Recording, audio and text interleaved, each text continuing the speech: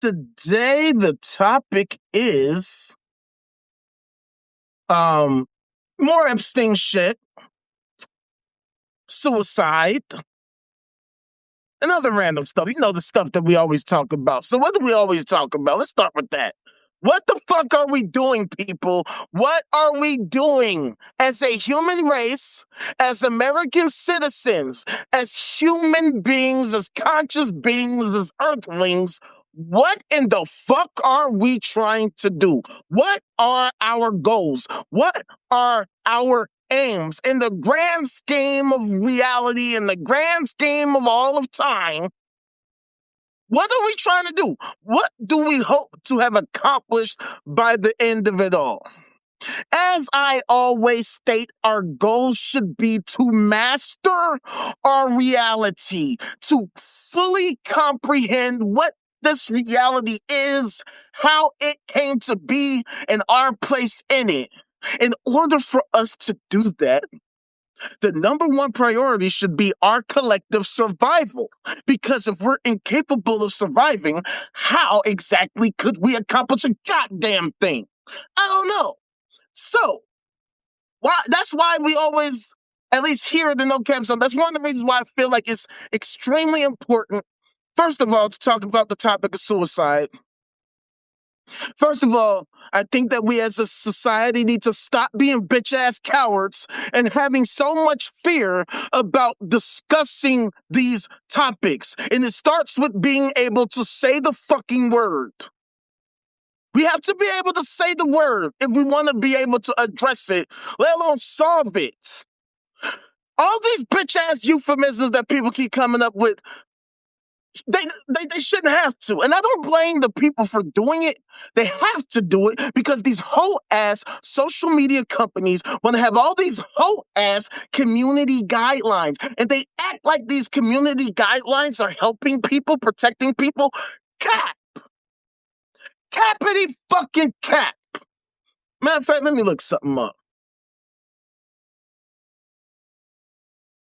I just want to look up some data. You feel what I'm saying? Because I think it's very highly important that we educate ourselves and each other. All right, so I'm going to the CDC's website, cdc.gov, okay, specifically concerning suicide prevention, okay? So now, first of all,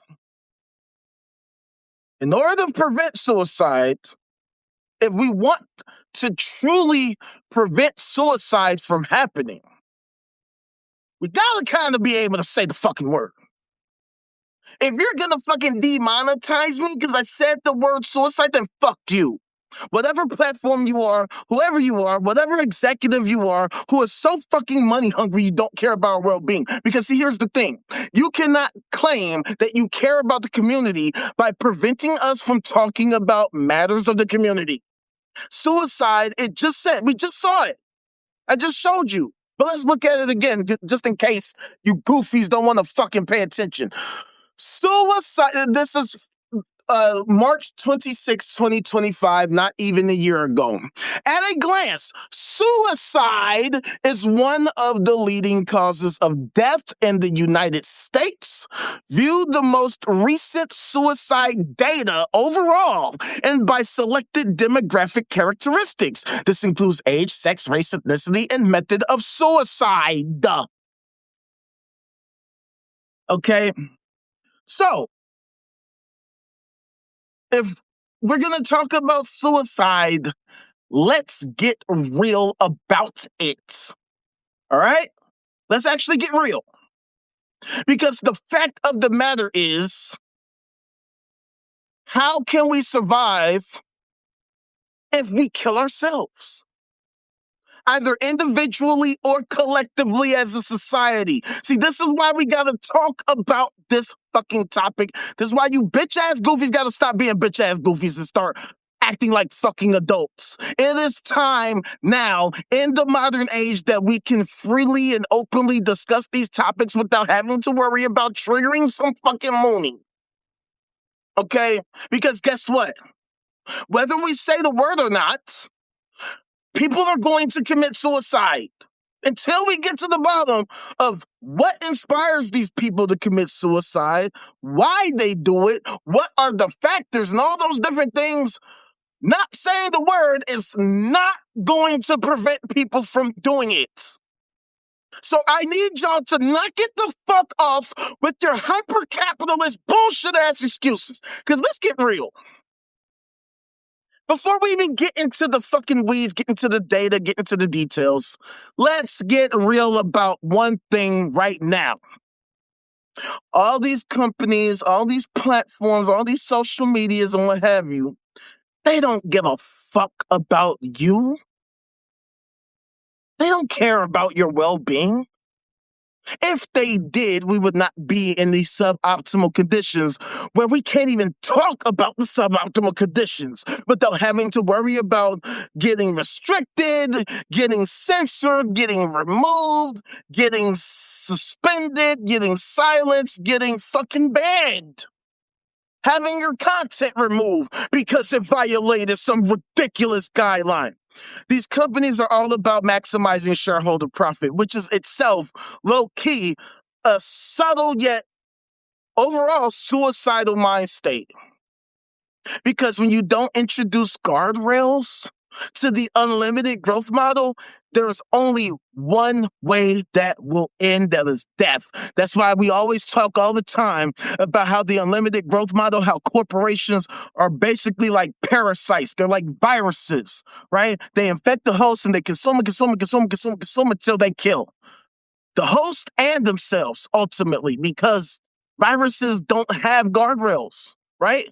When a virus infects a host, either that virus will fucking pass on itself, or the virus will kill the host and ultimately themselves, right? Think about, say, things like HIV AIDS, right?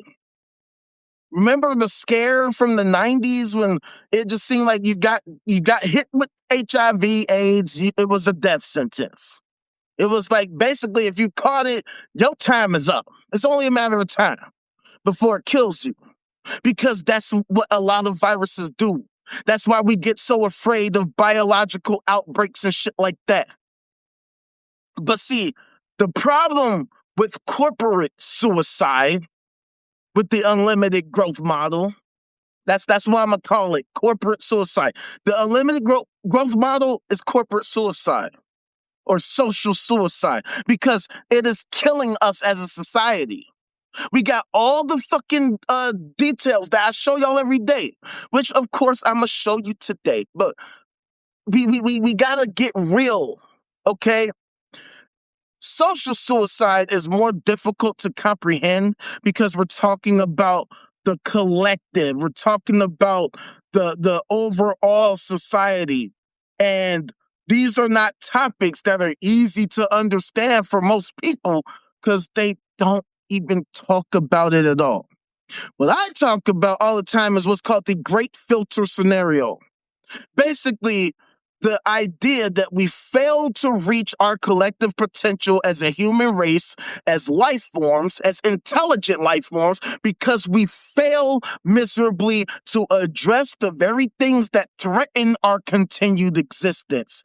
That is at the core of what I refer to as corporate suicide, social suicide. The inability of us to get out of our own fucking way, to look at the things that threaten our ability to continue living, and then making sure that we shore those things up, that we come up with plans that are highly, highly detailed, effective, efficient, pragmatic, and practical, that we then implement ASAP so that we can be confident that we can continue to survive. Okay, so when we talk about suicide, we got to talk about it on both a macro and a micro level, both in terms of humanity as a whole and as individuals, right? Because what's one of the things we always say on here? We prioritize life. We prefer life. We prefer to live. So when you have a society where people decide the opposite, but we gotta try to get to the bottom of why. What is it that caused these people to end it all? Okay. Now, I know I said a whole lot and I didn't get into the details yet, but let's just get into it. This is according to the CDC, y'all. So suicide deaths, plans, and attempts in the United States. Now, I'm gonna be honest. I'm an American, right? So even though I care about humanity as a whole, I'm a fucking selfish American prick. I'm a Yank. I only focus on America. I ain't got time to focus on other countries because, well, I'm an American. All right, so check this out. Over 49,000 people died by suicide in 2023. That's one death every 11 fucking minutes, okay? Many adults think about suicide or attempt suicide. Who the fuck doesn't? 12.8 million people seriously thought about suicide. 3.7 million made a plan for suicide, and 1.5 million attempted fucking suicide. That is disturbing. That's a lot of fucking people. See, the reason why I think it's extremely important to talk about this shit, because, like, if we want to survive and thrive as a society, I would think that our goal should be to reduce these numbers to fucking zero. Completely by zero. And what do I mean by that? I feel that we need to work toward creating a society that incentivizes people to want to live, right? Because the thing is, there is so fucking much about this reality that we have yet to understand, that we have yet to discover. And it's going to be kind of difficult to discover this shit if we don't have people who are alive to do it. Especially people who decide, you know what, fuck it, I'm checking the fuck out. For whatever reason. People should be informed of these data. People should understand these data because this is the fabric of our society. It is extraordinarily important that if we want to move forward in a way that works to improve our society, that we educate ourselves first. We can't make educated decisions without education. You can't fucking just be out here thinking you're gonna solve problems by hopefully, maybe, perhaps, possibly hoping and wishing that maybe, perhaps some divine entity is gonna come through and solve all this shit. Cause it does not happen ever. And it will not happen ever. We have had more than enough time for any of these ridiculous ideologies and sci-fi fucking fantasies to address, let alone solve, any of this shit, and yet they don't even talk about any of this shit. Find me a church on earth, let alone in America, where they literally seriously discuss these issues regularly, where they don't just bring it up so that they can talk about how the Lord this and the Lord that and Jesus this and Jesus that. Because this 12.8 million who seriously thought about suicide, the 3.7 million who made a plan, and 1.5 million who attempted suicide? Yeah. Oops, my bad. Many of them are Christians. When you think about it, if 2/3 of the American population, right, and the American population totals something around 340 million, something like that, and 2/3 of that are Christian, some 200 plus million people, well, it's going to be a lot of these motherfuckers that's attempted suicide that are going to be super duper Christy Christians. Which means that if Jesus is real, Jesus is failing hard as fuck to prevent suicide. Which means either Christianity is a miserable failure when it comes to preventing suicide, or worse, that Christianity is a suicidal ideology, which is one of the reasons why I'm so hyper anti-Christian, anti-theist, anti-religious, whatever you want to call that shit. I'm hyper against this shit because it's such a failure. And if our goal is to like solve these problems, why would we subscribe to an ideology that continually fails? Why? Why would we do that? It's not like we don't have a large enough sample size. We have the largest sample size of any fucking experiment in the fucking world. Christianity has been around for thousands of years. There's been billions of fucking Christians over the course of that time. And yet we have these suboptimal conditions that you would think would not be the case if Christianity was true. Because if all you had to do was just believe in the Lord and Savior Jesus Christ, well, then what the fuck is the problem?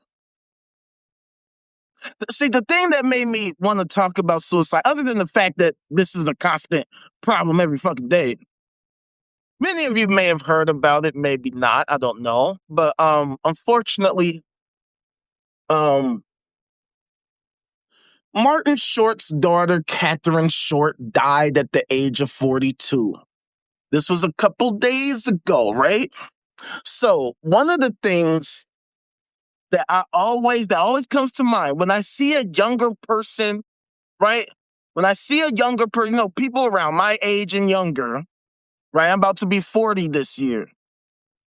When I see that people in this age group dies, the first thing I think about is either it was suicide or an overdose or some kind of health problem.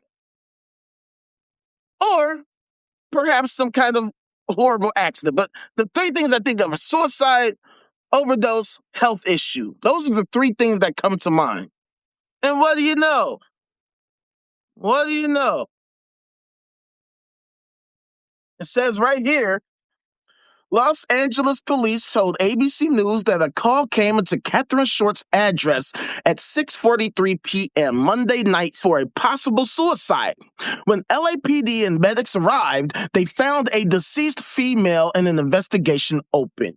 The Los Angeles Fire Department confirmed that they responded to reports of a shooting at Catherine Short's home. When they arrived, they found a woman deceased. Right? But then, of course, blah, blah, blah, blah, where did it say it?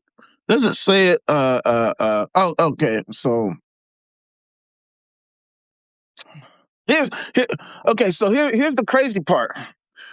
Following an internship at the pro bono law firm Public Counsel, training at the West LA Veterans Administration, and a role at UCLA's Resnick Neuropsychiatric Hospital, she worked in private practice as a licensed clinical social worker and also worked part-time at the clinic Amay Health. I don't know if that's how that's pronounced properly. Catherine Short was also a mental health advocate and was involved with the charity Bring Change to Mind. Now, that is fucking sad. So I don't know if it showed it. It probably didn't. But in case you couldn't use your fucking context clues, they responded to a shooting at her house, and they said there was a possible suicide. So put two and two together, she shot herself. So, R.I.P. to her. And my condolences to the Short family. I was a big fan of Martin Short growing up, right?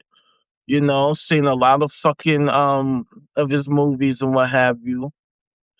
And the reason why I want to talk about this, right, is because look, I didn't know Catherine Short, right? Seems like a nice person, especially considering what she was dedicating her life to. That she was literally one of the people on the front lines fighting for mental health treatment, who was a social worker working in psychiatric hospitals and all that type of shit, right? The kind of person you would think would be advocating against suicide, yet that happened. And what makes it even worse to me is the fact that I'm pretty sure she grew up pretty fucking privileged, right? She was only 42 years old, which means she was only a couple years older than me. I'm fucking 39. Okay? So Martin Short has been in the fucking movie business, has been in the entertainment industry for a very long fucking time. Long as I've been alive, as far as I'm aware, he's been in a famous person, a famous actor, whatever, comedian. So it's not like, I mean, I don't know their life. Let me state that I don't know their life. I don't know what the fuck the home life was like and all that type of shit. But I'm willing to bet that they had a pretty great life, right? Like I don't know Martin Short, I don't know their family, but seems like a nice guy.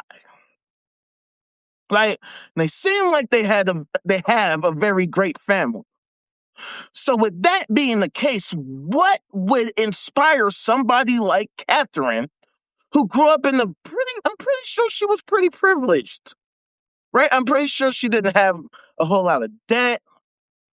I don't know if she suffered any traumas or not. I don't know. I'm not going to sit here and act like I know for a fact. I don't.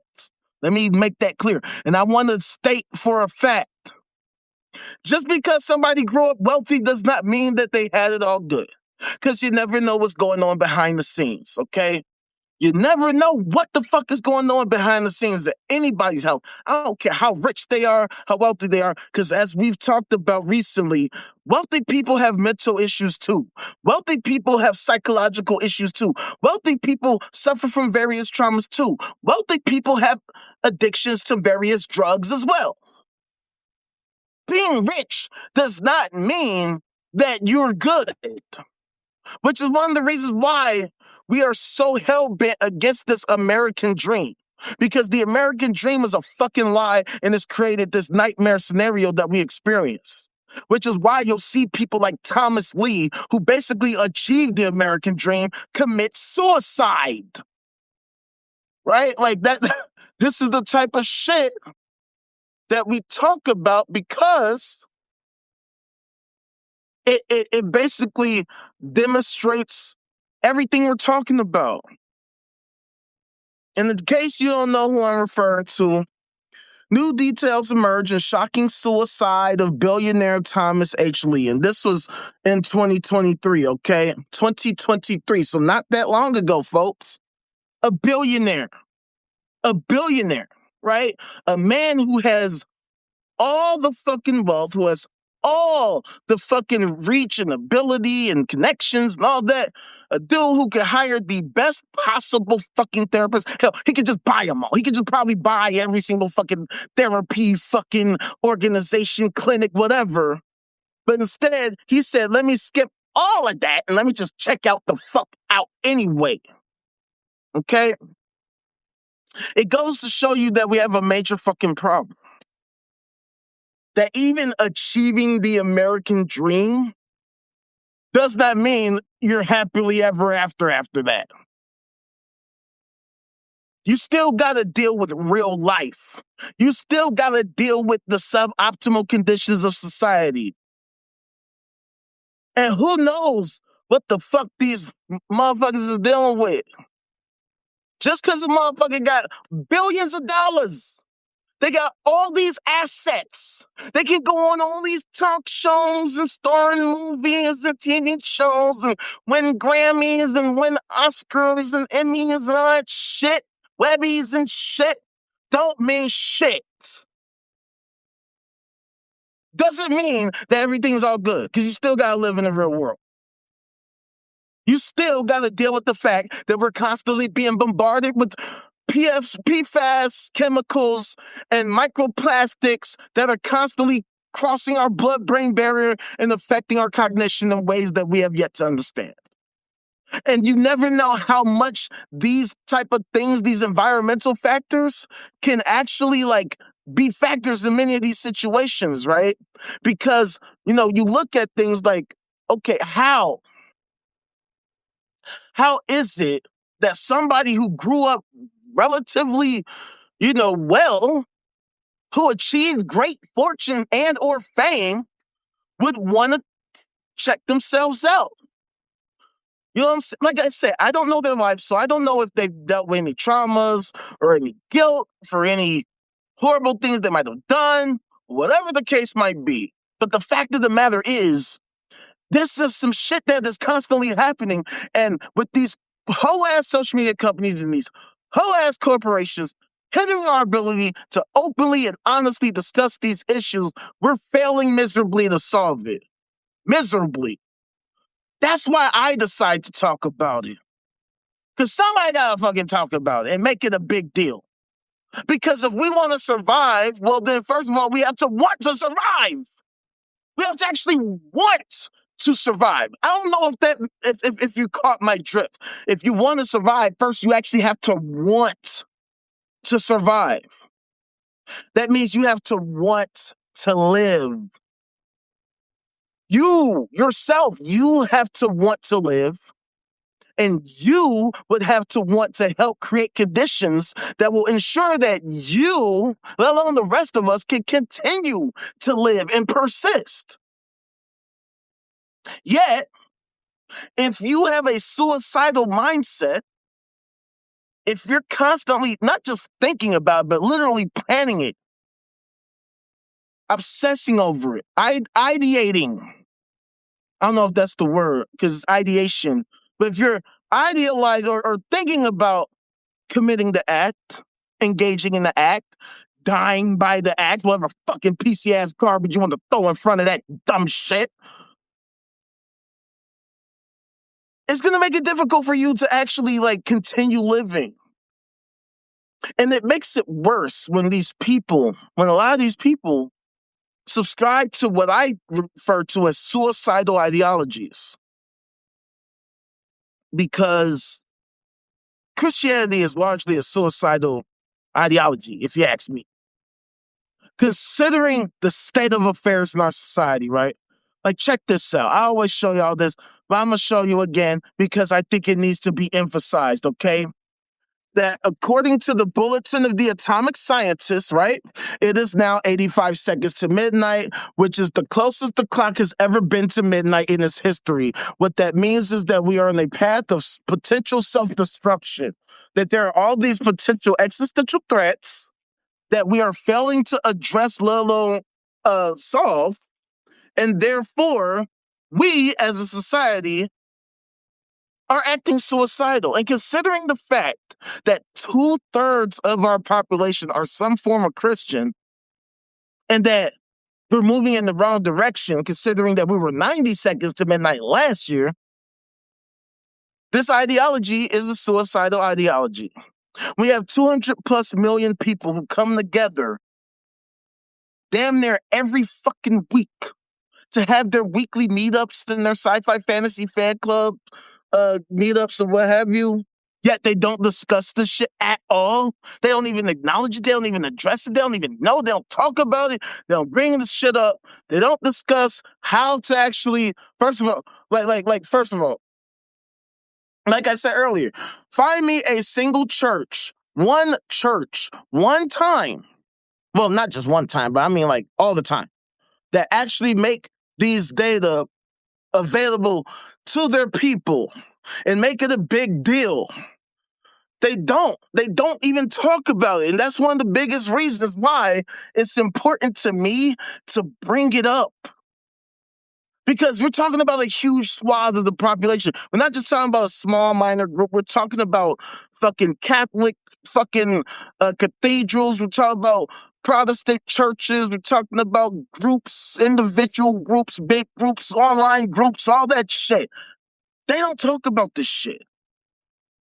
And one of the reasons they don't talk about it is because they feel like, well, we're going to super duper heaven anyway. We're going to heaven. We're going to the super duper happy go lucky place. So let's not even worry about it. Let's just not engage in it because, oh, if you commit suicide, if you die by suicide, then the Lord won't allow you to go to hell. All that retarded shit that they say. And at the end of the day, they can't even demonstrate that there is a such thing as a God, let alone how it would fucking react to you dying by suicide. As a matter of fact, why would it, if there was a super intelligent super thing, what up, fama? Why would it be super duper like against you for committing suicide when it did such a horrendous job creating conditions on earth that would incentivize you to not even think about suicide. These are the type of things that we have to deal with as a society. That we are surrounded by all this wealth, all this propaganda, and yet the data, the actual fucking data, the data points, yeah, they're not getting talked about. They're not getting discussed. The fact that over 49,000 people died by suicide in 2023, that's one death every 11 minutes, that many adults think about suicide or attempt suicide, 12.8 million seriously thought about suicide in 2023, 3.7 million made a plan for suicide in 2023, and 1.5 million people actually attempted suicide in 2023. Why is this not publicly talked about information? It's publicly available, but it's not widely talked about. It's not widely discussed. It's not shown on all these major news media outlets at all, right? If we go back to this ABC fucking article, what do you see? Right? You see the story, right? The story about Catherine Short, Martin Short's daughter.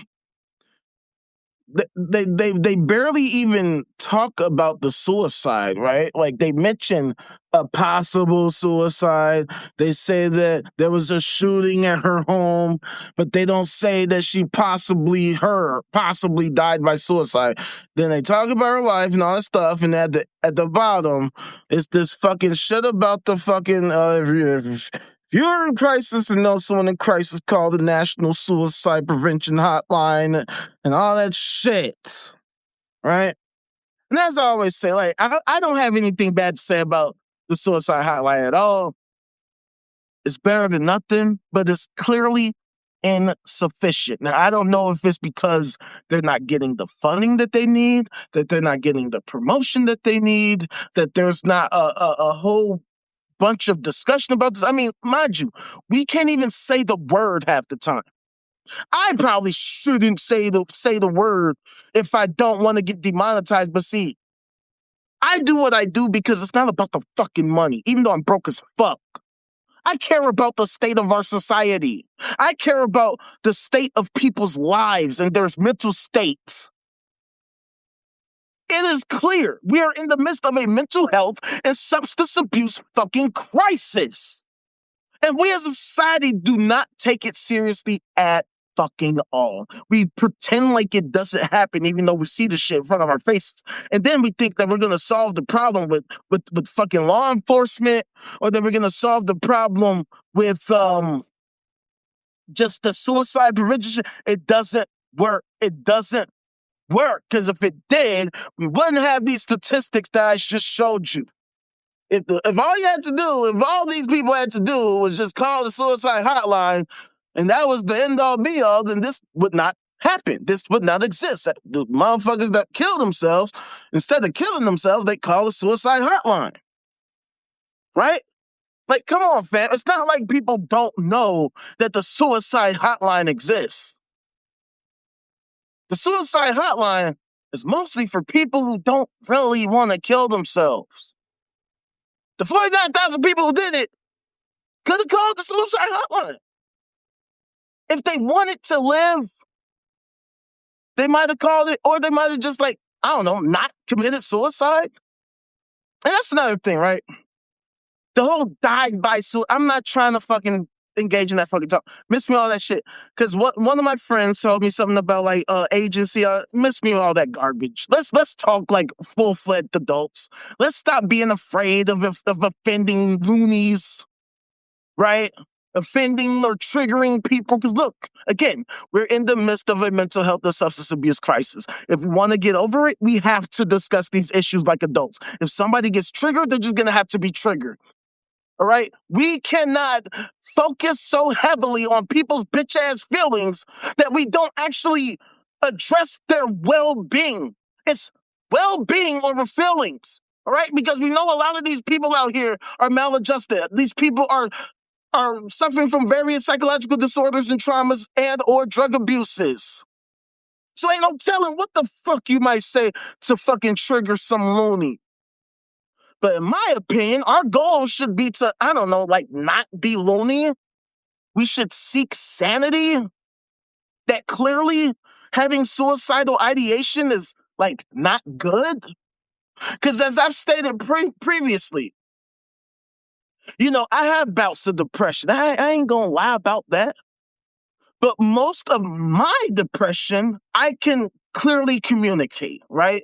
It's not just, oh, I'm down because, oh, I'm just down for whatever. No, I live in a suboptimal situation. I am jobless. I'm broke. I ain't got no girl, no prospects. Motherfuckers ain't trying to help me. The people who claim they support me don't, right? Which is why I got a fucking view. Mind you, on TikTok, I had over 2,500 followers.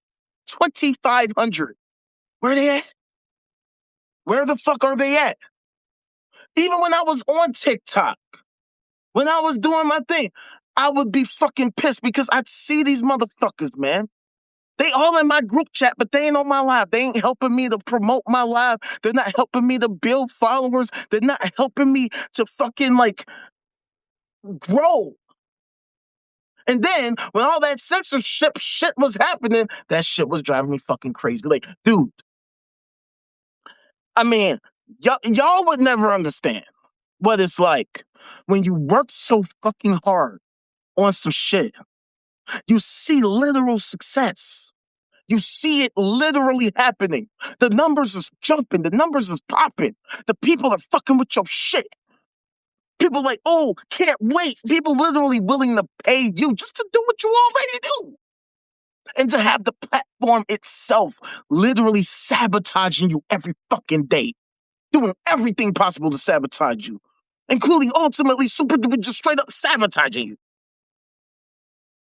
To see all these other motherfuckers out here who ain't talking about shit, who ain't doing nothing really productive. Okay, they might do some shit that's gonna take. And look, I'm not trying to shit on every fucking body that creates content, but come on, man. We see people who are doing extremely well who put out nothing but fucking garbage.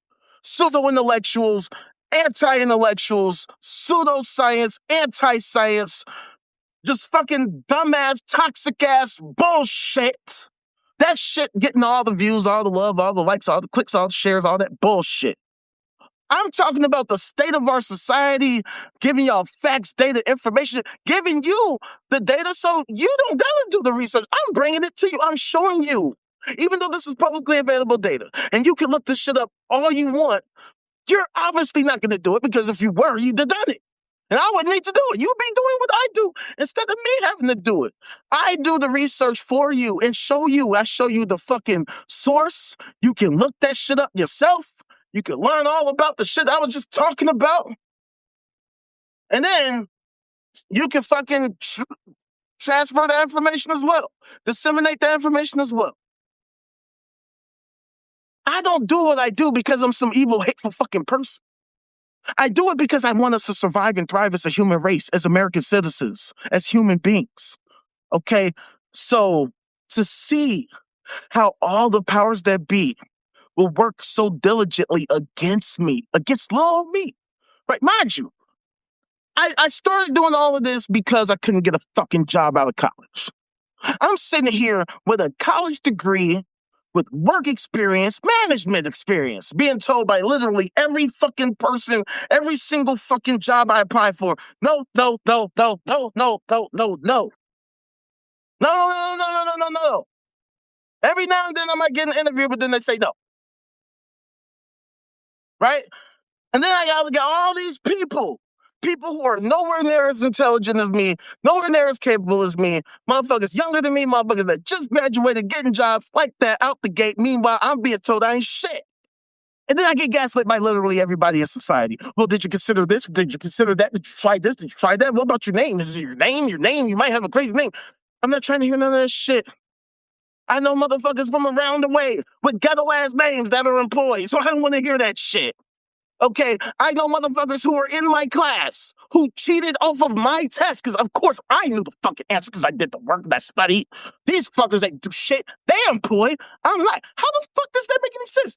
I was the valedictorian. They were not. They're employed. I'm not. Explain that. I don't have a criminal record. A lot of these motherfuckers got some criminal records. Not all of them. Some of them got criminal records, and yet here I am unemployed and they're employed. Explain that.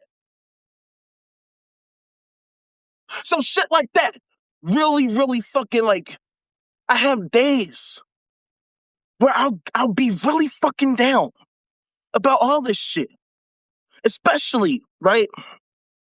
Because on TikTok, I would get bombarded with fucking trolls every single fucking day. Every single day, every single day, every single day, every single day. Every single live I would do. Hating ass motherfuckers calling me the N-word, calling me any and every fucking disrespectful thing you fucking possibly think of. They keep coming back. They keep coming back. I block a motherfucker, they come back on another account. I block that motherfucker, they come back on another account. Block that motherfucker, they come back on another account. Saying some hateful shit. These goofies out here want to gaslight me. They want to say I'm filled with hate because I'm giving them an opportunity to demonstrate their sci-fi fantasy fucking bullshit that they obviously can't, because if they could, they would, and then it wouldn't be bullshit. They want to say I'm the one filled with hate because they fail so hard to demonstrate their fucking shit. And I gotta live in the fucking society where everybody's crazy and retarded as fuck, which is why I call it a crazyocracy. Because how can 200 million people believe in some shit that they cannot demonstrate at all? It's like I'm living in a literal nightmare where literally everybody around me is obsessed with this sci-fi fantasy fucking bullshit that they can't demonstrate at all. They assert it, they promote it, they propose it, they talk about it every fucking day, every day. Just a random conversation. Hell, my uncle just yesterday. Well, God does this and God does that. God don't make mistakes because the Lord this and the Lord that. We were talking about whole other shit, right? Shit that ain't got nothing to do with no God this and God that at all. And these sci-fi fantasy loonies just always bring it up in conversation. And it's so common that it's not even worth it to talk about, because I know that all these people around me are fucking crazy as fuck, and I am not going to get through to them. And having to deal with that literally every single day, right? Like when I would be on TikTok, I'm just talking. I'm on my live. Anybody's welcome to come through and say whatever, have a real conversation with me. But because I do what I do, I would deal with the most extreme hate in literally the fucking world. There would be people who have way huger followings than me, who wouldn't get nearly the same amount of trolls that I would get daily, regularly, to say the most vicious, evil, terrible things about me. The things that I say, look, I get it.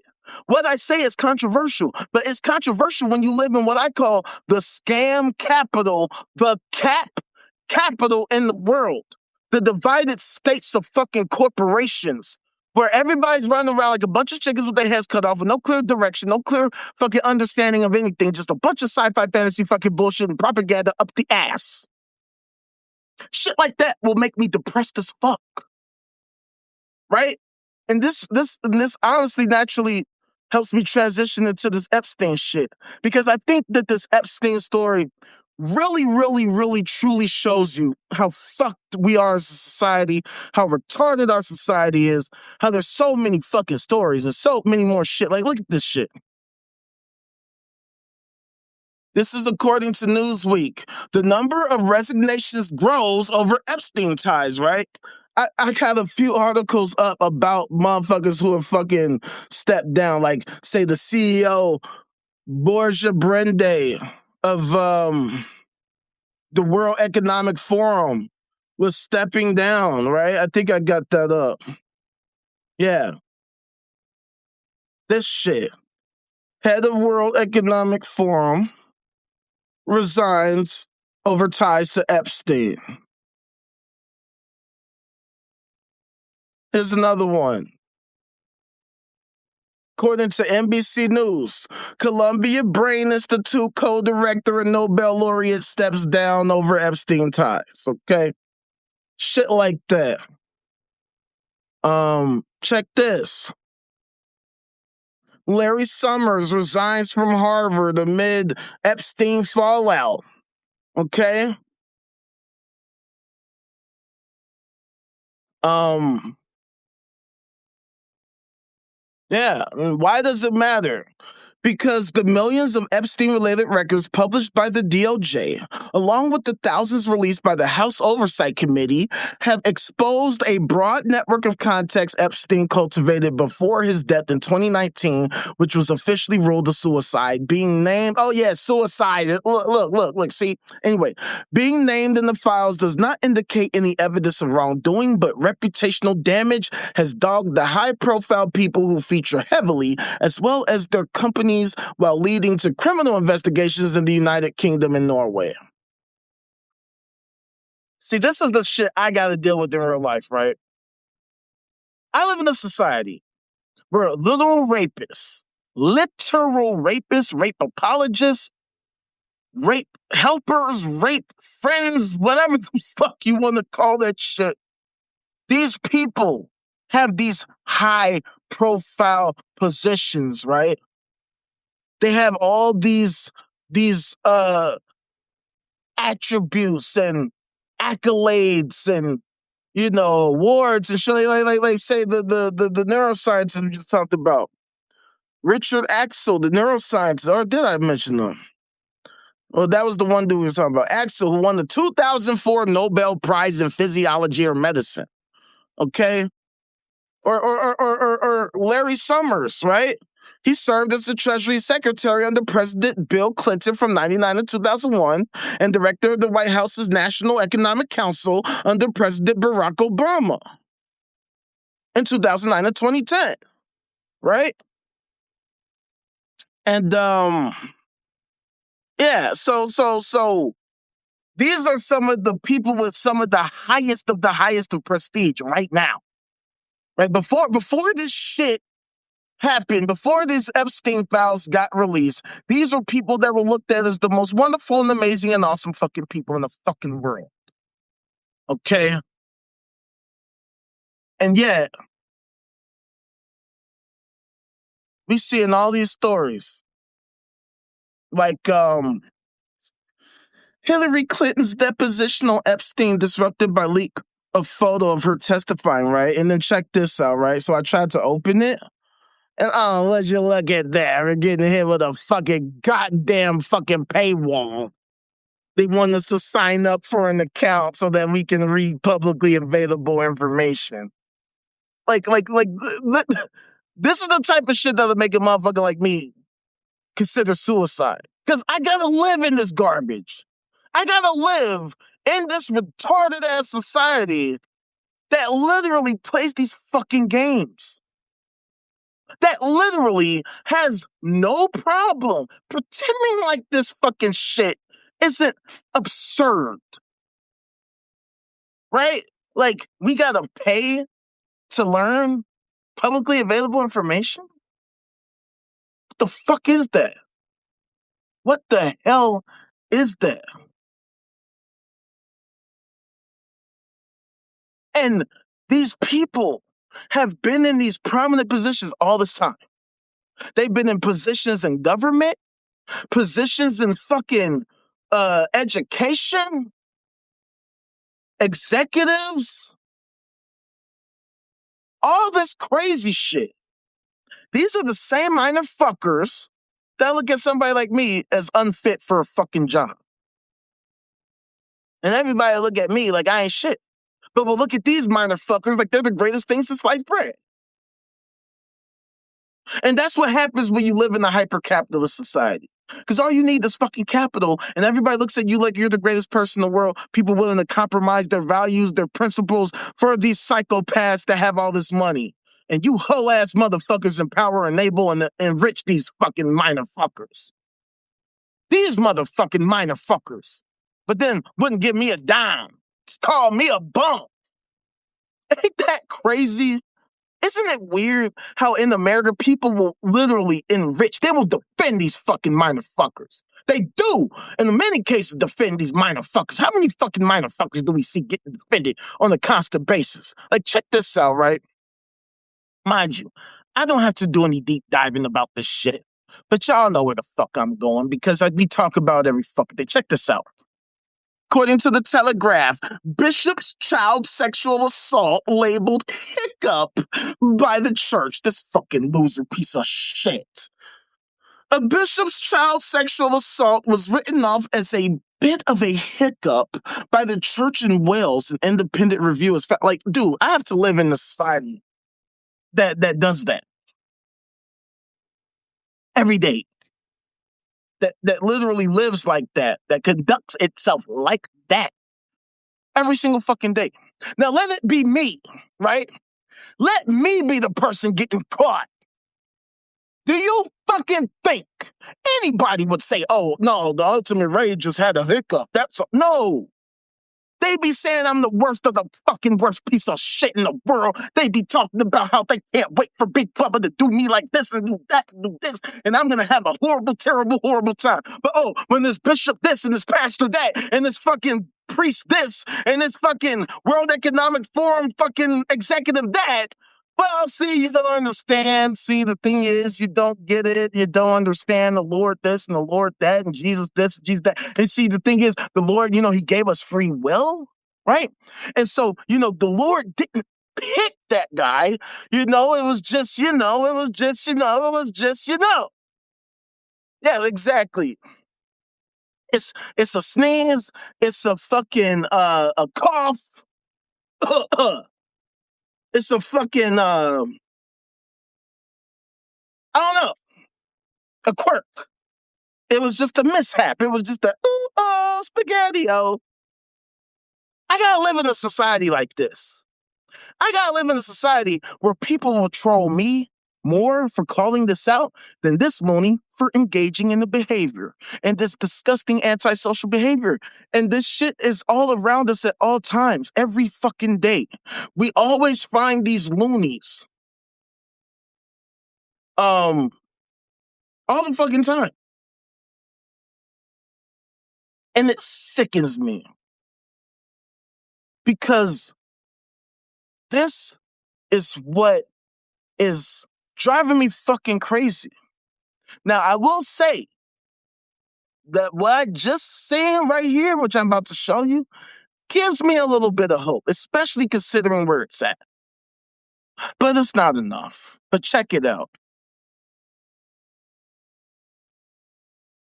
Religious leaders accused of sexual abuse could lose certain protections in Georgia, right? That's 7 hours ago. But see, here's my thing. Why are they getting protections in the fucking first place? What the fuck are they getting protections for? Well, because I'm me, I gotta fucking see what this is about. I gotta click on it and see what the fuck they talking about. Hopefully they don't hit me with a fucking paywall or some shit. Will this fucking shit get the fuck out the goddamn way? What the fuck? Dude, they gotta fucking change this shit, dude. This fucking shit sucks. This header is too fucking huge. Alright.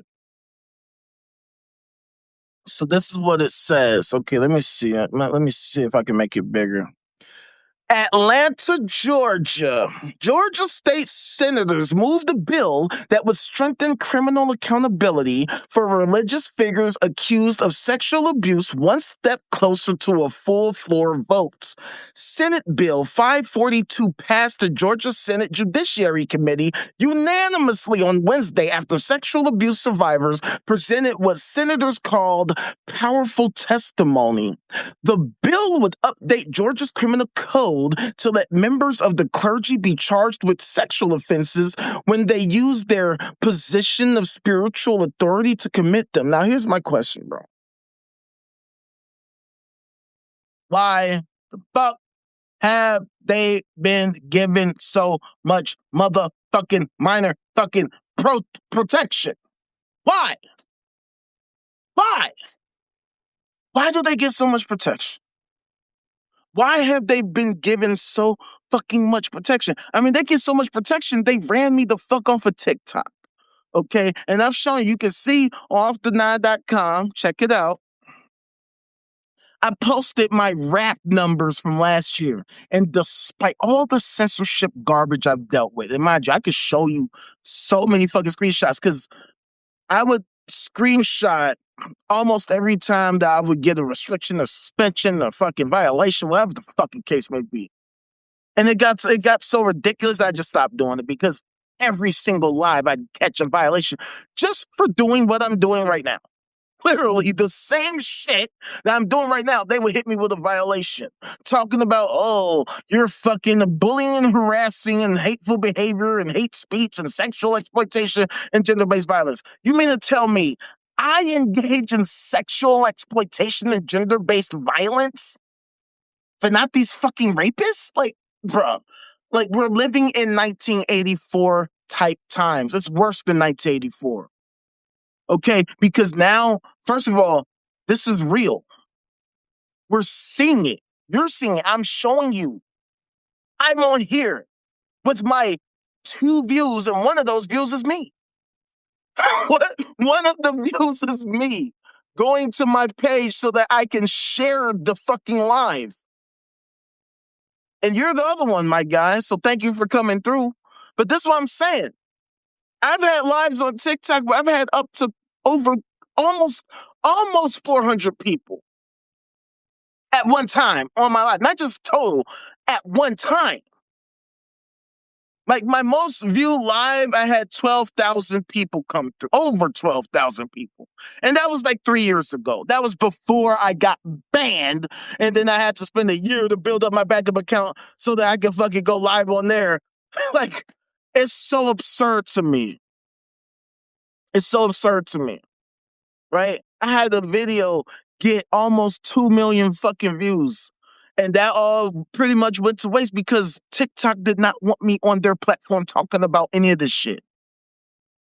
So that's why I hate TikTok, and I'm always gonna fucking talk about it because, like I was saying earlier, you have no idea what it's like when you're fucking growing. You're doing the social media thing, and you're seeing it work. It's working like a fucking charm. Like literally every single time you go live, people fucking with you, people coming through, your numbers is growing, you're getting your followers up, you're getting your money up, and then they just shut you the fuck down completely. I mean, first it was they're sabotaging you every way. You're getting fucking suspended. You're getting restricted.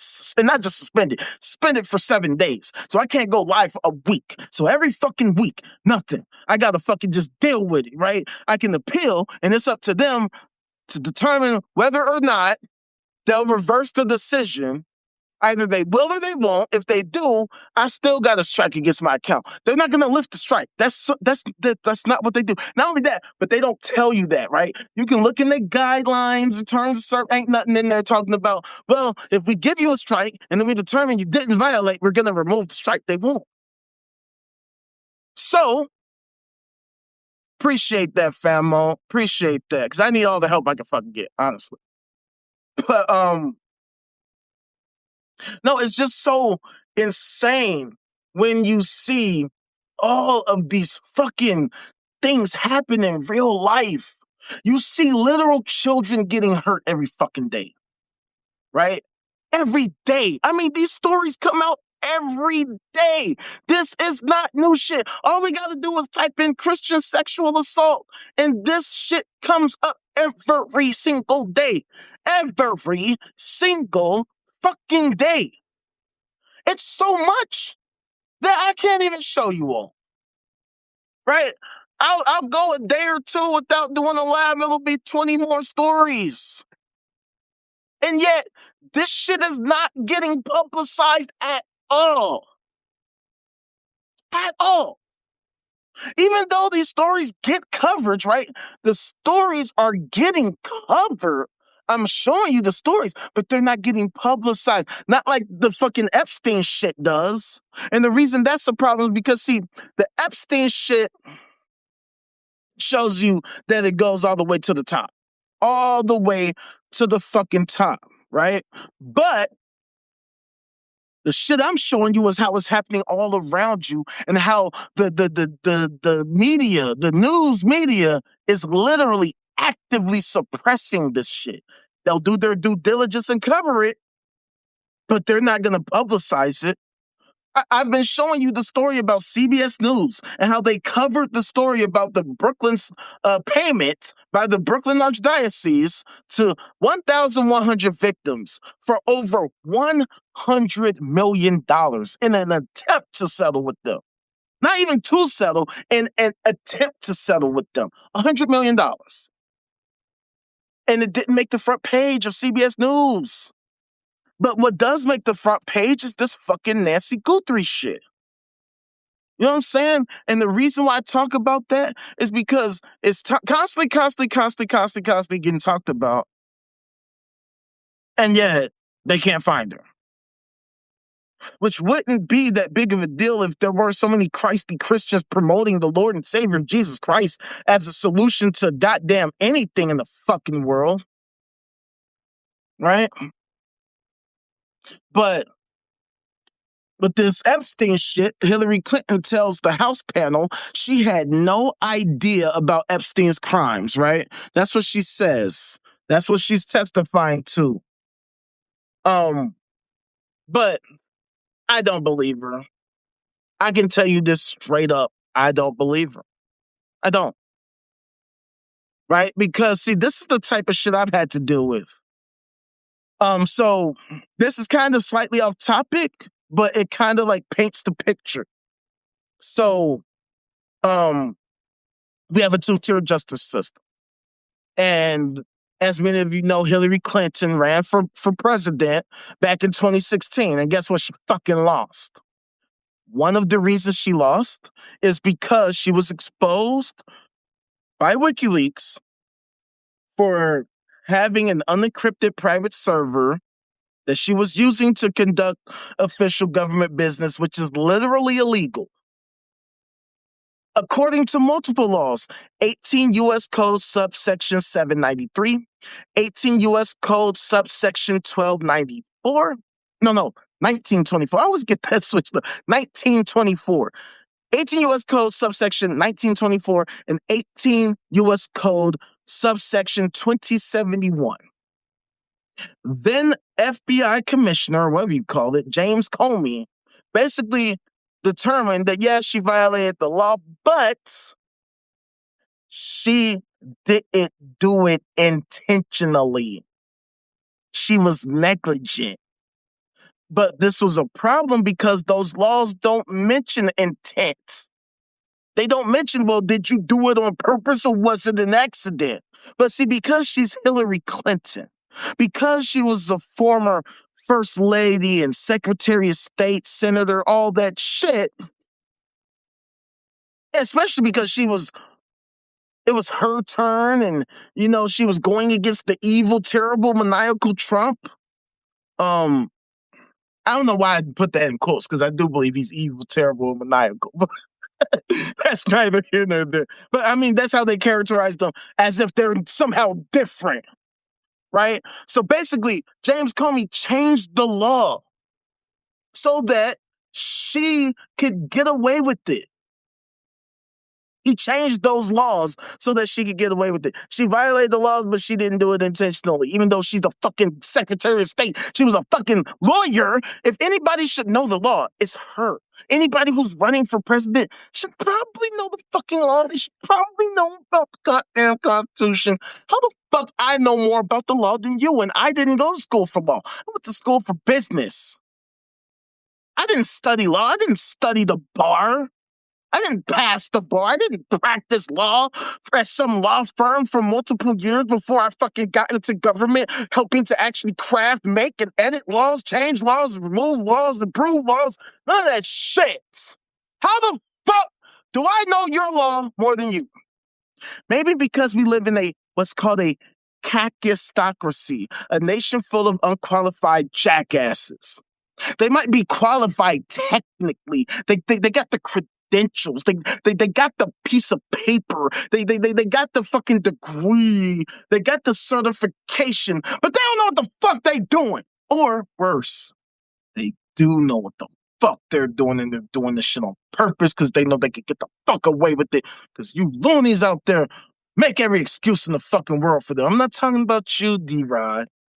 Not talking about you, my guy. I'm talking about these fucking loonies out here. All these fucking goofies out here make excuses all the fucking time. Dude, these shit libs. Worst fucking people I ever knew in my life. I was talking about my fucking classmate the other day. It's sick as me. Sick as me. I had to fucking mute dude. Because the other day, like last week, we had the back and forth about voting. He made a post about voting and was like, oh, well, voting didn't matter, then why are they trying to change all these laws to make it more difficult to vote? I'm like, dude, get the fuck out of here with that fucking 1994 type of talking point. It's 2026, dude. We should be way past this voter turnout crap. Basically, he was saying, he was saying like, well, why the fuck they want to change all the laws and all this shit when they want to make it hard? But I'm like, fam, we live in a time where we have only two choices, both of which are suboptimal.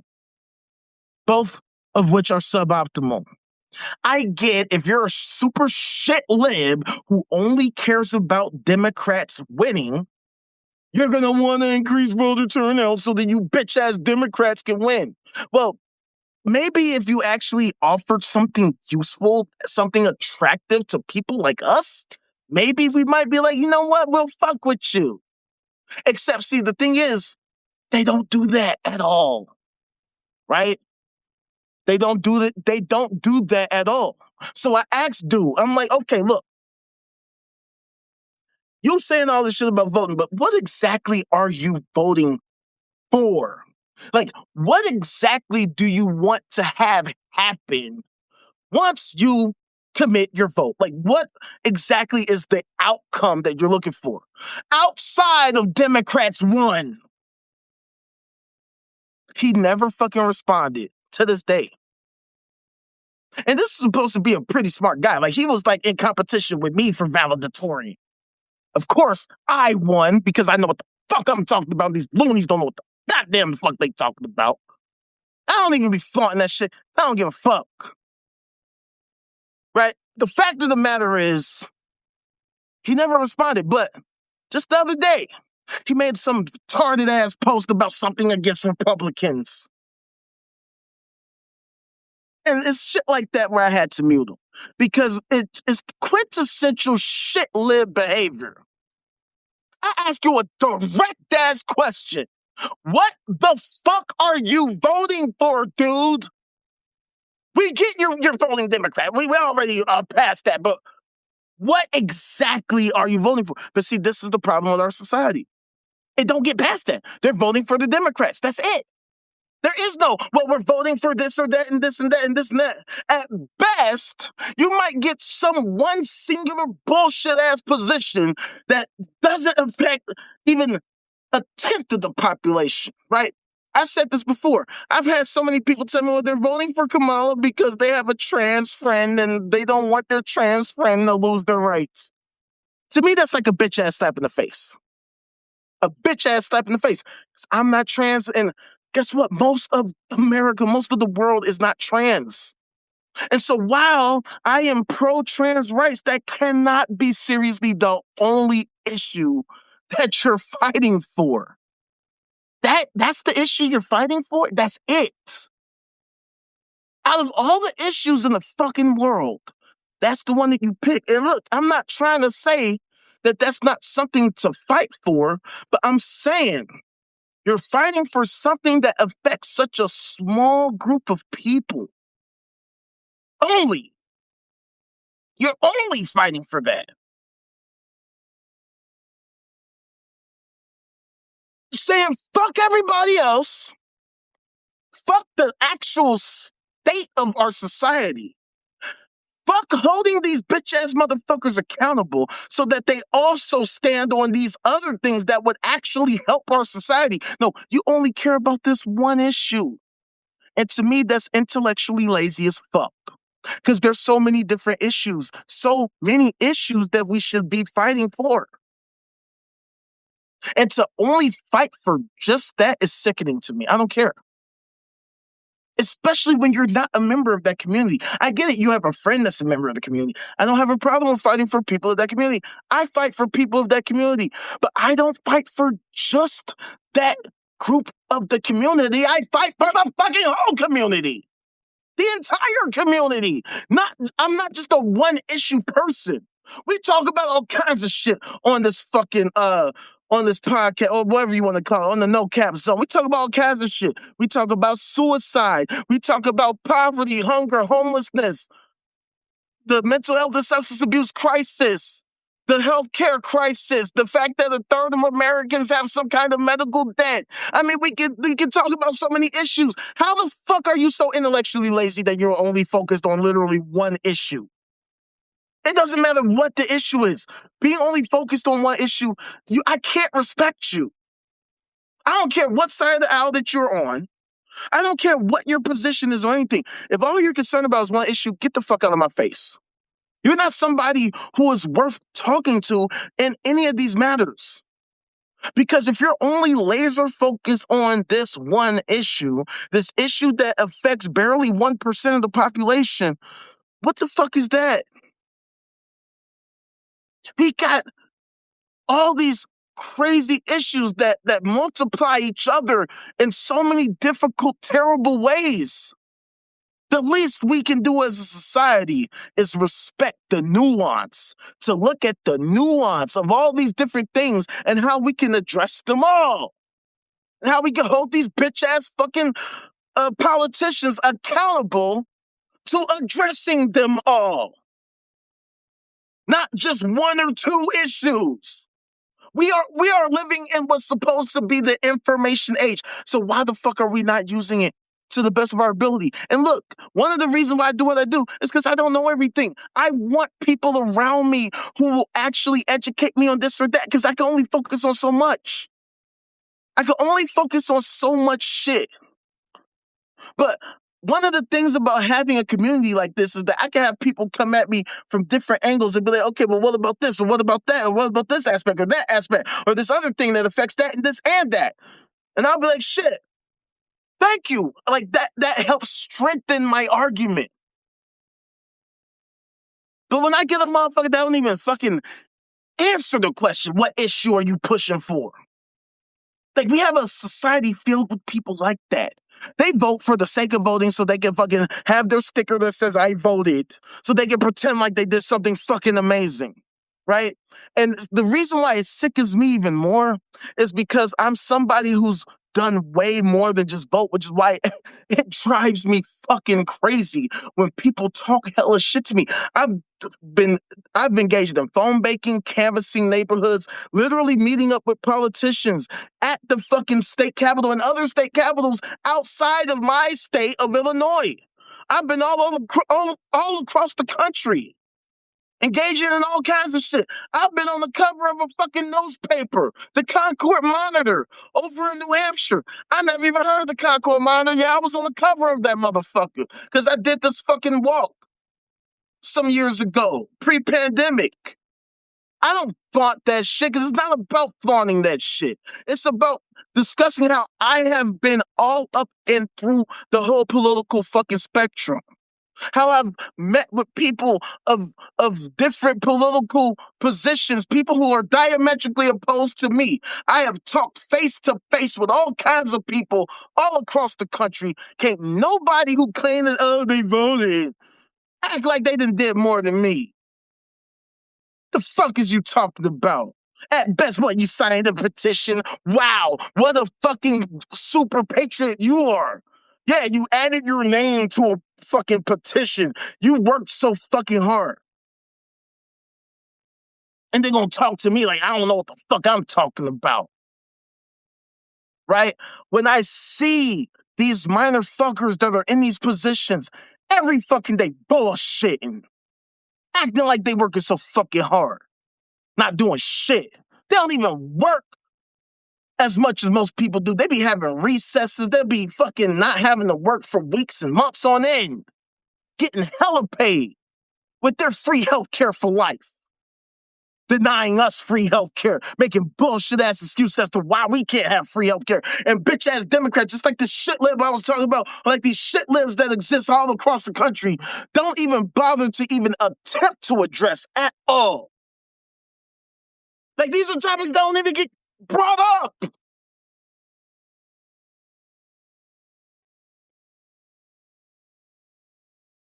Fam, we're always in that era. We've been in that era. This whole time has been that era. If it's not signing a petition, it's sharing a post, sharing a tweet, sharing a fucking Facebook fucking article or whatever fucking bullshit.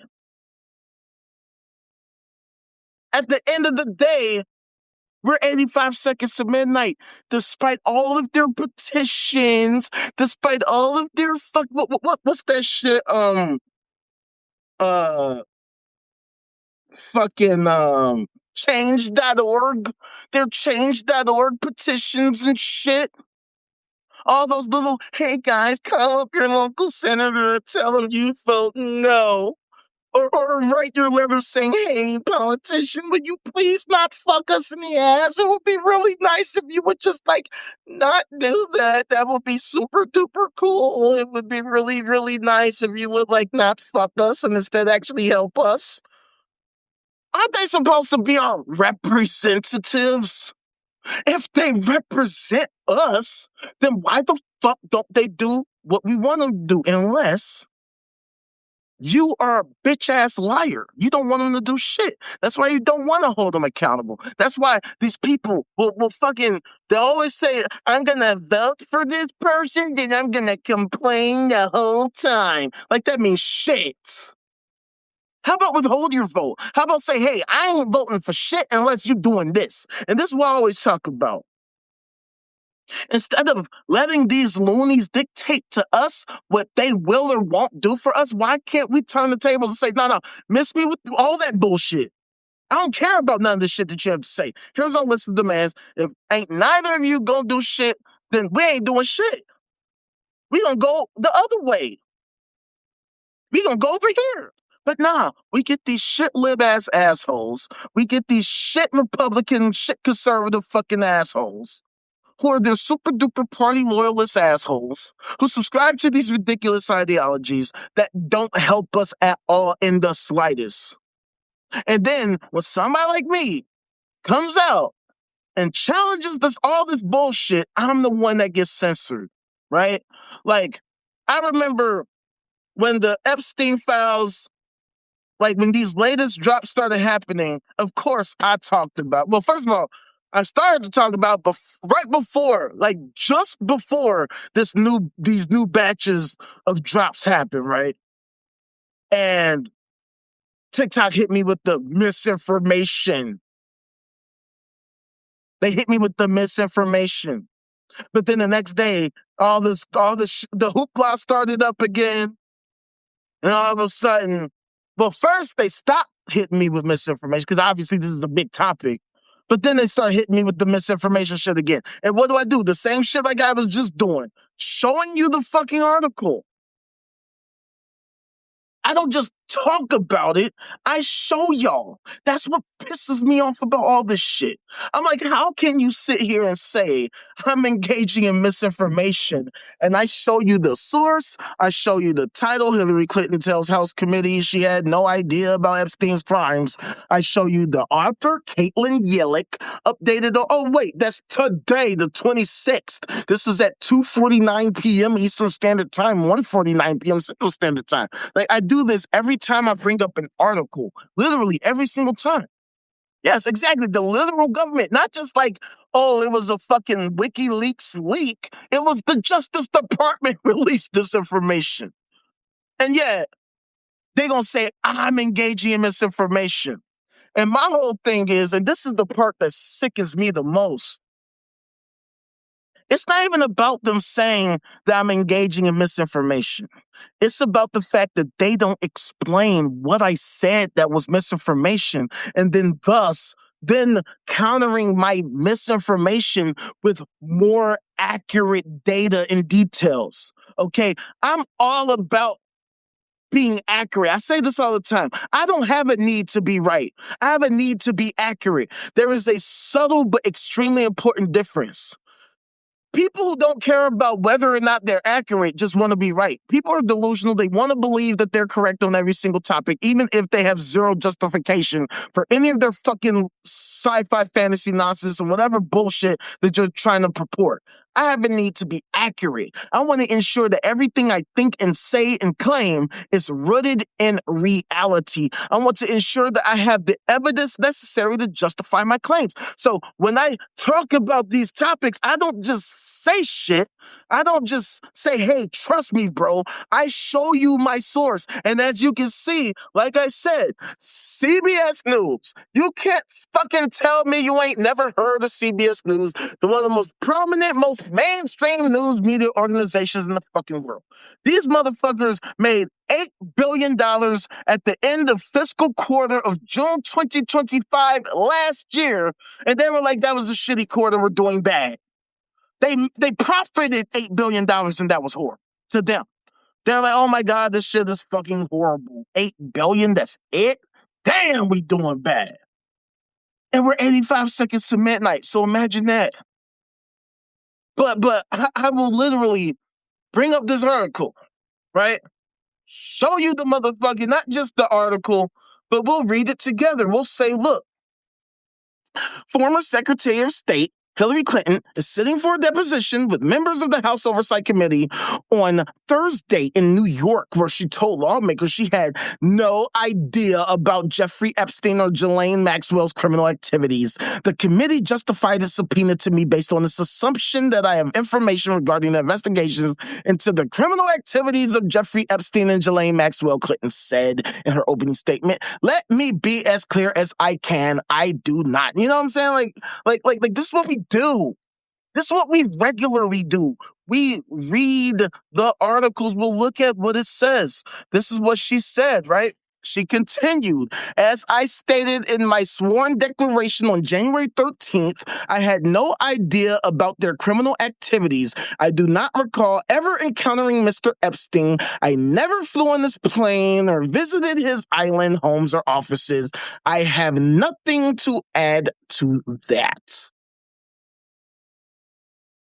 And then it says the deposition was briefly paused after Benny Johnson, a right-wing commentator, posted a photo from inside the room, according to a Clinton advisor. Johnson said the photo had been shared by GOP Rep. Lauren Boebert of Colorado in apparent violation of House rules. Now check this out. So that goes to show you again. Oh, you know he knows. But first of all, it just goes to show you that these loonies in government don't even know their own laws. When it says Johnson, right? The right-wing commentator, Benny Johnson, he said the photo had been shared by GOP Rep. Lauren Boebert of Colorado, an apparent violation of House rules, which means GOP Rep. Lauren Boebert probably get the fuck out of office, because clearly she don't know her own rules. How you in the House of Representatives and you don't know your own rules? That's why I say this is a kakistocracy, because these loonies don't know their own laws, they don't know their own rules, and they swore to uphold the motherfucking Constitution and their fucking jobs. Look, the fact of the matter is, these minor fuckers are horrible at their fucking job. They don't know what the hell they're doing. They suck. Which might explain, once again, like I always say, that it is now 85 seconds to midnight. It is now 85 seconds to midnight. How could that be if these minor fuckers were so great at their fucking jobs and were helping us create a well-functioning society for ourselves? Doesn't make any sense. How could we, in the greatest country in the world, be this miserable failures? Yeah, idiocracy is supposed to be a joke, except it's real. And the reality is even worse. It's not just an idiocracy, it's a crazyocracy. That's why I refer to it as. a bunch of crazy idiots are running the shit show of America, the greatest country in the world. No, I didn't watch that crap. Dude, I haven't watched the State of the Union in at least a decade because it's a shit show. They're full of shit. Fam, what kind of president fails to mention that it is now 85 seconds to midnight? Did he talk about that? Hey, I was looking at the fucking bulletin of the atomic scientists, which says it is now 85 seconds to midnight. And now, as a fucking president, I am going to work towards ensuring that we reverse course, that we are doing really, really fucking bad. We're doing a shitty fucking job, and we need to figure out what the fuck we're doing that's so fucking wrong that we're literally going in the wrong direction. That never fucking happened. I've never seen a president, Democrat, Republican, Republican, Democrat, Democrat, Republican, Republican, Democrat. I ain't seen a single president even fucking mention this shit. Of course it was, right? But what do I always say? He didn't just get in the office overnight. People always looking at Trump and being like, rah, rah, rah, rah, we hate Trump, we hate Trump. Trump is a symptom of the failure of the system.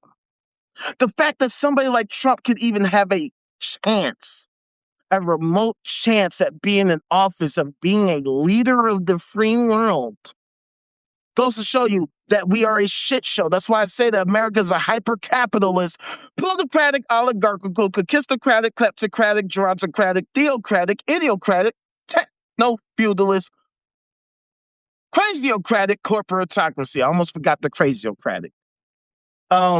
A nation run by a group of a small group, or just say a group of rich, old, bitch-made ass, thieving ass, conniving ass, unqualified ass, corrupt ass, bitch-made ass, stupid ass, crazy ass, idiotic, imbecilic Jesus freaks who don't know shit about fuck other than being bitch ass steps for the rich, the banks, the corporations, the churches, and use the technology to gaslight us and bullshit us on a constant basis, which is why I do what I do, even with whatever bullshit I've dealt with. That's why I show you all that bullshit that they said in this 85 seconds to midnight. That despite the fact that this is the greatest country in the world, that on the Global Peace Index, out of 163 countries, with number 1 being the most peaceful and number 163 being the least peaceful, the United States ranks 128 out of 163 countries. 128. We're not even in the top 100, y'all. We're miserable failures, and this shit doesn't get talked about at all.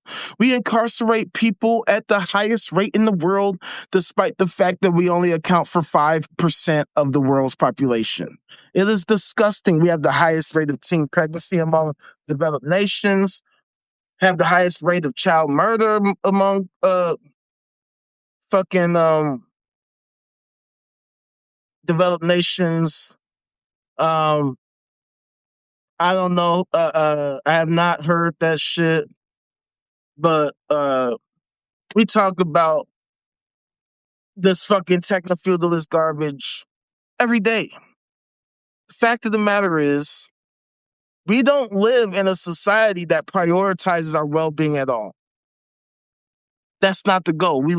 When I talk about the fact that we're a corporatocracy, corporations run and control everything. I mean, I've heard of Peter Thiel. I'm just saying, like, in terms of specifically what you're talking about, I've heard about Peter Thiel. I just don't know exactly what you are referring to.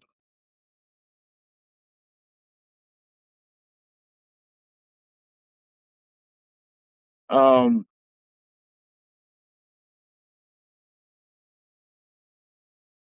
oh,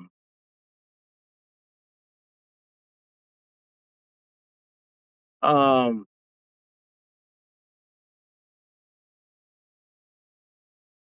okay, so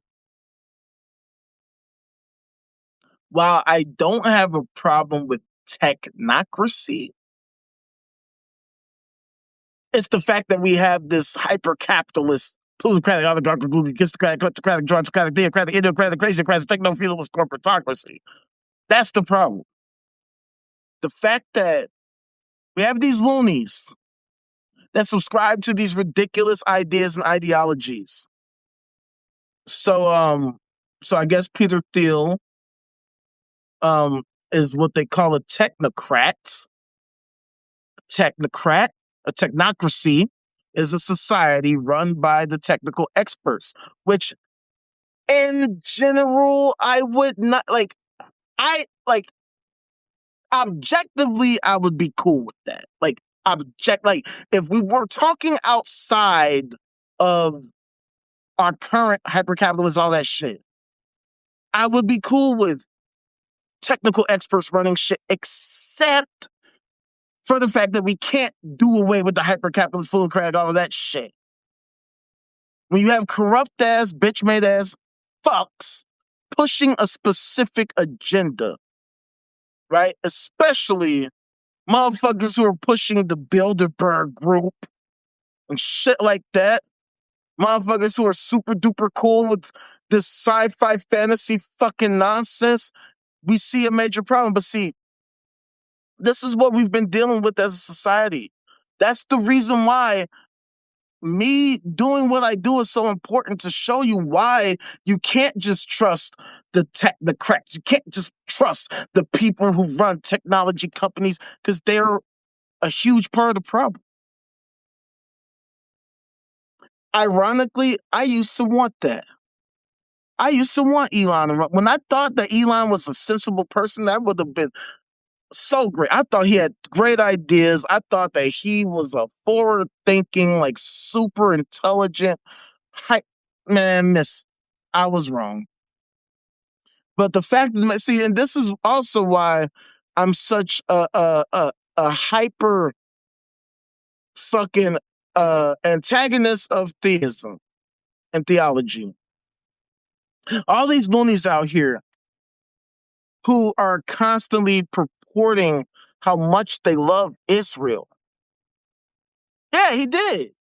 He was super crazy because, first of all, he admitted that he was a fucking libertarian, which is always like, oh God.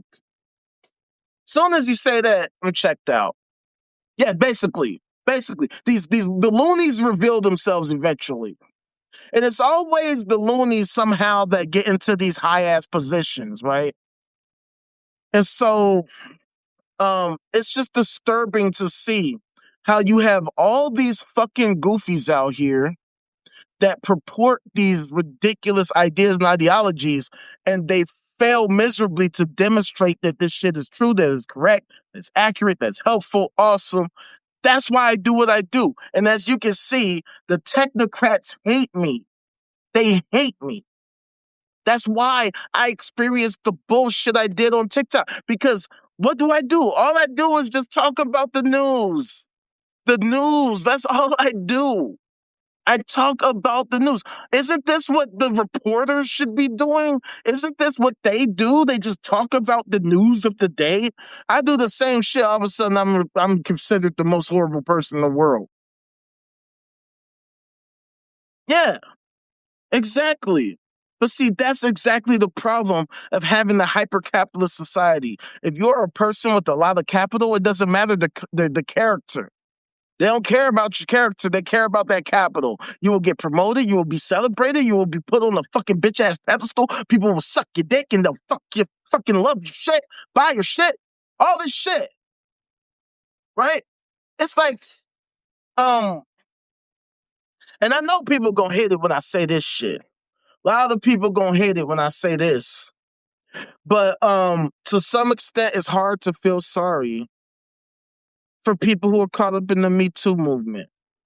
Right? Um, not all of them, but some of them. It's one thing if you were like drugged or something, or you were like forced violently to engage in certain behaviors. It's another thing when you engage in these behaviors because you hope that it was gonna fucking improve your position in the world.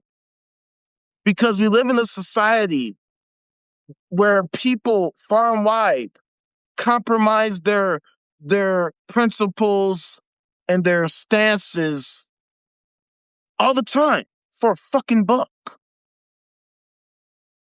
And it's like, what the fuck, man? What is that shit?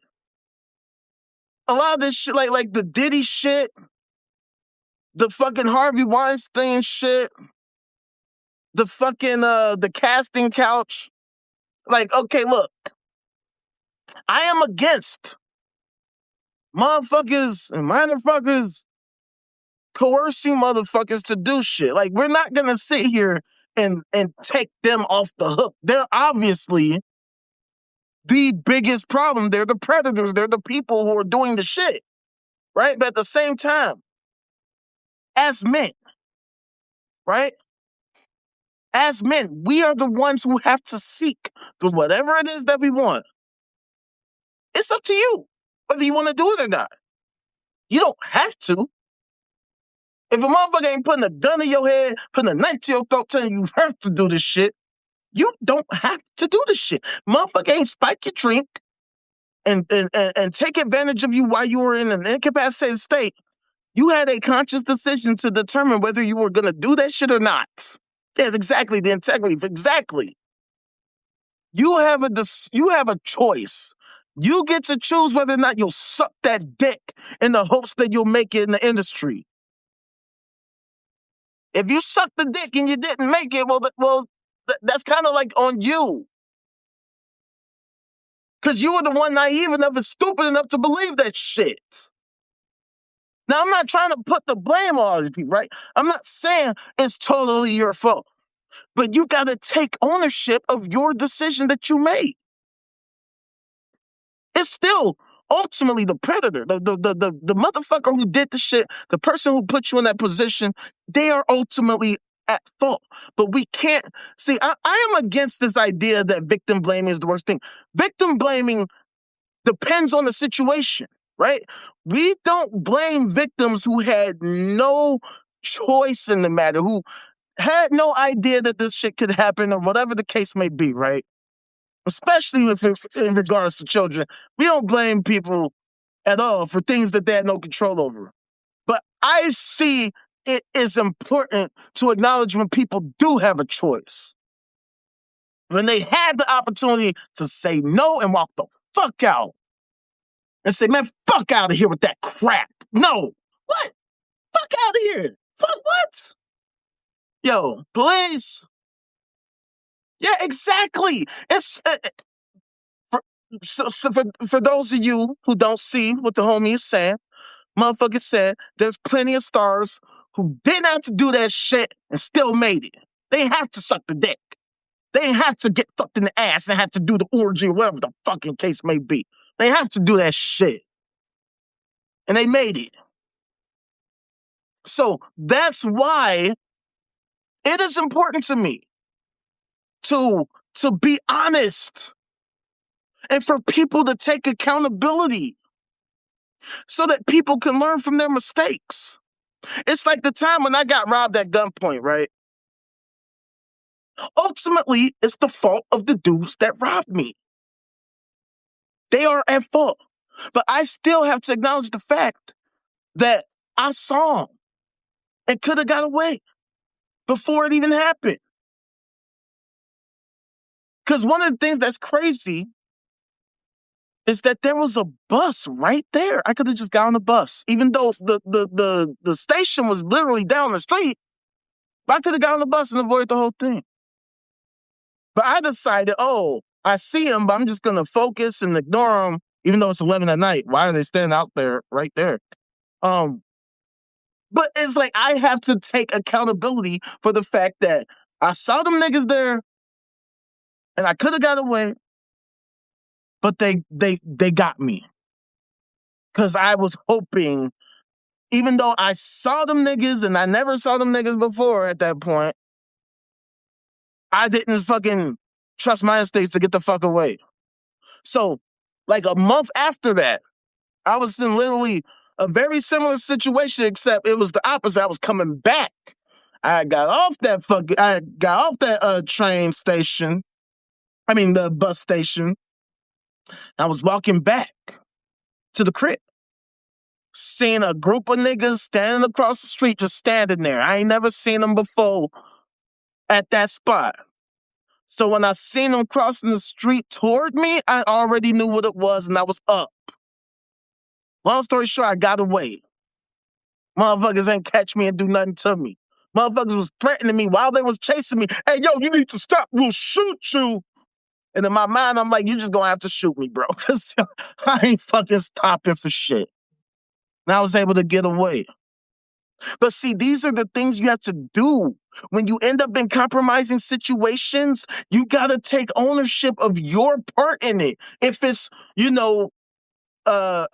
warranted, right? Like I said, there are situations that people end up in and there's nothing they could have done. There's literally nothing they could have done. They had no idea this person was like this, that they would do this, and that they would affect them like this, right? Like I said, when somebody spike your drink, somebody fucking kidnap you, they grab you, you least expected it, they put a gun in your head or threaten. Yeah, there's nothing that you could have done. All you could do was comply because your life is at stake. But when you're in a position where your life is not at stake and you have the ability to walk away, walk the fuck away. It's not worth it. It's not worth it. I mean, if you want to do it, by all means, go for it. Right? A motherfucker, like, you. If I don't ask you to suck my dick, you're not going to suck my dick. You know what I'm saying? If I want my dick sucked, I'm going to ask you, hey, I want you to suck my dick. If you don't want to do it, well, then you're not going to do it. It's really that simple. But if you don't want to do it, but you do it because you think that I might could help you, then it's on you. See, there's a reason why they call it the game, right? When they talk about a dude having game, macking on a chick or whatever the fuck you're into, like, a motherfucker wasn't thinking about a motherfucker picking them up, but you got to convince them to fuck with you. One of the easiest ways to do that in this hyper-capitalist society is by having a lot of capital. You don't really need it. I saw this video the other day about James Harden talking about when he met his girl. And his girl had the fucking nerve, literally had the nerve to talk about he ain't got no game. Oh, he ain't got no game, but you with the nigga though. You with the nigga though. It just so happens that he's got this huge contract on top of the huge contracts he's been getting. Oh, he fucking stepped to you and you fuck with the nigga. He ain't got no game, but you fucking with the nigga though. And that was supposed to be like a cute little, she's so fucking smart and this, that, and the third. Let's meet all that fucking. If he was not James Harden, you would not have fucking fucked with this nigga. If he was just James Johnson and he was just some nigga down the street, what bitches like that would not be fucking with that nigga. Fuck out of here.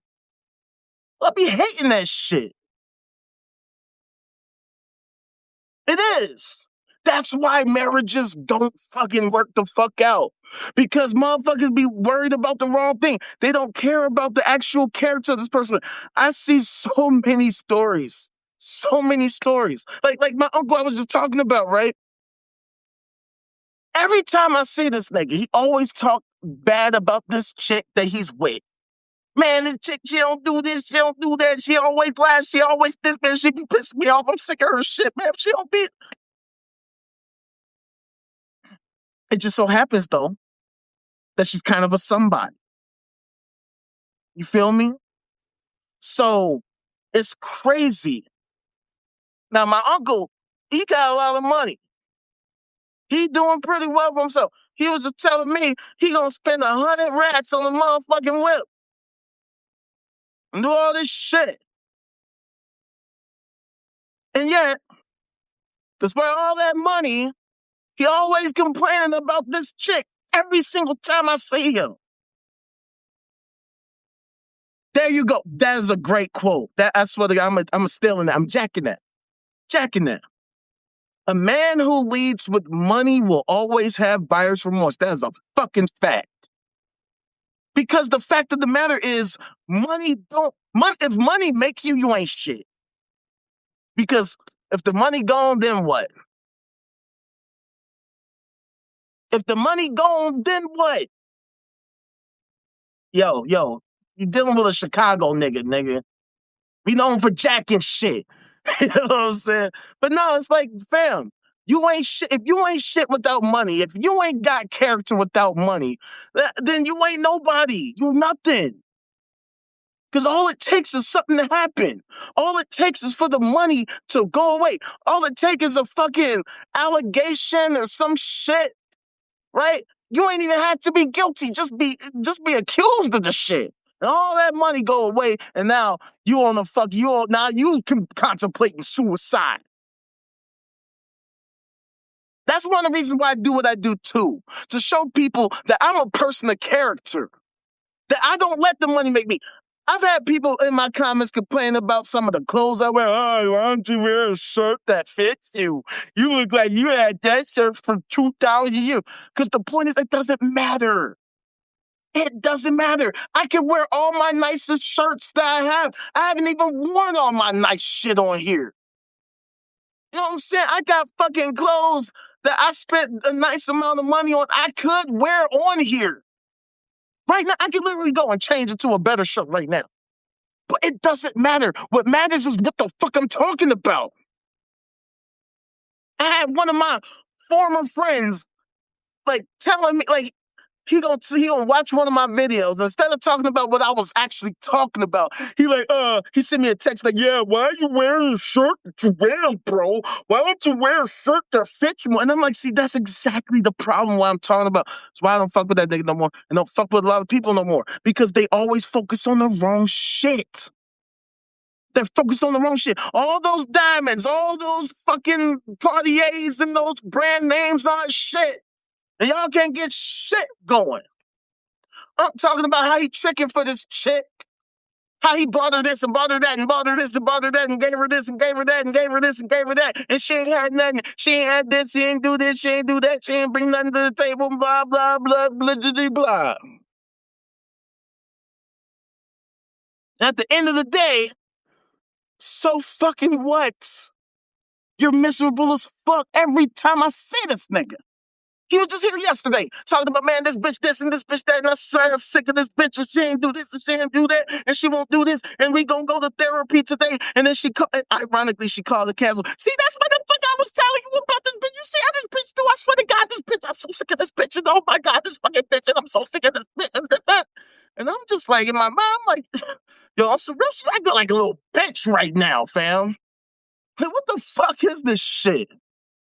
Like, dude, get another chick if it's that important. If you're that miserable, then just leave her alone. There's 100 billion fucking. We was just at the Walmart. We saw this baddie ass chick at the Walmart. Cause just tried to step to her. Like, what the fuck is you worried about this one chick for? Why are you so caught up in this chick? Talking about, yeah, you spent this much on her car, and spent this much on her fucking chain, and spent this much on furs and shit. Well, it's like, maybe you should have picked a better chick. Maybe you should have got to know her before you decided to spend all this time with her. Oh, yeah, like, I'm not gonna lie. And I hate to say this because this is my uncle. But yeah, she's attractive. I'll say it like that. Fuck it. I would smash. I'll say that. I would smash. But she's not like the baddest chick in the fucking world. You know what I'm saying? The fact of the matter is that, okay, you want somebody that's attractive, but you should want more than that. You should have better standards than that. And that's why I always close my lives with, hey, stop being bitch-ass simps for these fucking psychos. Stop being pick-me's for these psychos. Niggas, bitches, men, women, tranny, whatever the fuck you identify as. Stop fucking being a fucking loser. Stop giving these people all the power. Stop giving them all the control over you. Exactly. You gotta actually find somebody who actually likes you. Again, that's why they call it the game. It's called the game because most people are getting played and they know it. They know they're getting played, but they play it anyway. I know you're talking about, I'm talking about him too. I'm talking about everybody. I'm talking about everybody. Whoever you fucking want to fuck with, you gotta make sure this motherfucker not just likes you, but that they're stable mentally, that they actually have good character, that they actually value you, and that they demonstrate it, that they show you that they value you. He told me that from the start they was having issues because she would lie about any and everything on some pathological liar shit. So if you're dealing with somebody like that, there is literally nothing you can do to make them change. You can't make them change. You can't change somebody. You can only encourage them. But they got to be the ones that want to change. And most of these people can't change because they're fucking loony. That's why I talk about how we're in the midst of a mental health and substance abuse crisis. Because we got a lot of loonies out here like that who suffer from various psychological disorders, sometimes multiple. And so hoping that they change one day is not going to make them change. Telling them, hey, you need to change, you need to stop doing this or that, or the third, is not going to make them stop. It's not going to make them stop. The only thing that's going to change them is them. And that's if they can, if they want to, and if they actually try and work hard on not being the psycho that they are. But most psychos, I mean, they're psycho. They can't fucking change. The best you can do is just leave them alone.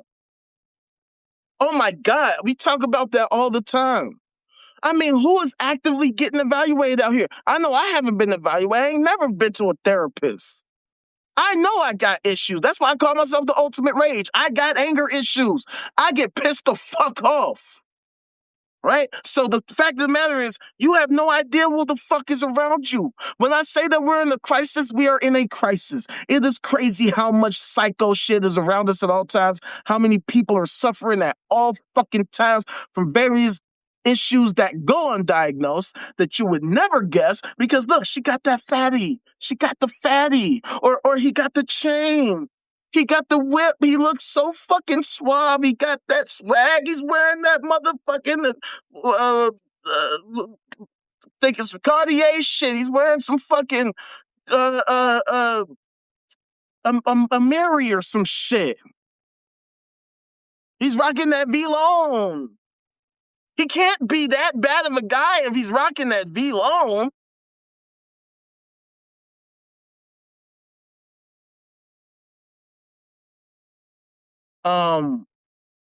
But the fact of the matter is, we have a society that doesn't hardly talk about it. We talk about talking about it, but we don't actually talk about it. We live in a society that's largely ignorant concerning mental health and psychological disorders, various the substance abuse crisis, the traumas that people are dealing with, the environmental factors, like I said earlier, the fucking microplastics and the PFAS chemicals that are constantly crossing our blood-brain barrier, having all kinds of untold effects. The fact that these topics are rarely getting talked about, right? Like when I was talking about the suicide rate earlier, where do you see this information talked about? On what platform? By what agency? By what media company? Where? I mean, on TikTok, you can't even say the. Every single time I say the word suicide, I get immediately restricted. Immediately. You can't talk about suicide on an app like TikTok. They will restrict your shit immediately. But these are the kinds of topics that we need to have right now. Yeah, we have technically better than what we had in the past, right? Because in the past we didn't have shit. But it's actually not better right now because it's actually been better like 100 years ago. Like here in Chicago, we closed down a lot of mental health facilities. You wonder why we got so many loonies around here shooting it up, gang banging it out because we don't fucking give these people the help they need. God damn, you young as fuck, dude. Oh my God. Fuck, man. Damn. Shit. Graduated high school at that? Jesus Christ. Yeah, but see, the whole thing is people were already fucked up. People were already fucked. Oh, you a Gen Z ass motherfucker. Okay. But no, it's like, no, people were already fucked up. Shit like that just exacerbated the problem. But these problems already existed. It's just that they really, really help manifest a lot of problems because people, we never take mental health and substance abuse seriously at all. The substance abuse crisis, we think that we can fucking solve that with the fucking gun and a hammer. We think that we're gonna solve that with law enforcement and making fucking laws strict about fucking drug selling. That didn't solve shit. It didn't solve shit. It was a boom for the fucking private prison companies, though. Definitely helped them crank the fuck up. But it didn't stop people from being addicted to drugs, from gaining access to drugs, from actually, like, overdosing and all that type of shit. We see these problems every fucking day. The problems have not gotten any better at all. They'll talk like, oh, yeah, we're doing great. Cap. We're seeing all this shit with these cartels right now. We've been seeing all these people tweaking the fuck out all fucking day, every day. I watch all this crime shit. All I see is a bunch of tweaks tweaking all over the place. A lot of times people knew that these fuckers were tweaking. They was tweaking the whole time. People just tried to ignore it and pretend like, oh, this is okay, this is fine, until the motherfucker hit they fucking limit, and then they snap the fuck off. They freak the fuck out, and then they do some heinous shit. I was just watching a video earlier. It was this old lady, this older lady. She was suffering from depression and suicidal ideation, attempted suicide multiple times. Long story short, she's at the mall with her grandkid. They were at the fucking food court, and she just threw her baby, her granddaughter, baby, literally a baby. Thing was like barely a year old. Just threw her over the motherfucking banister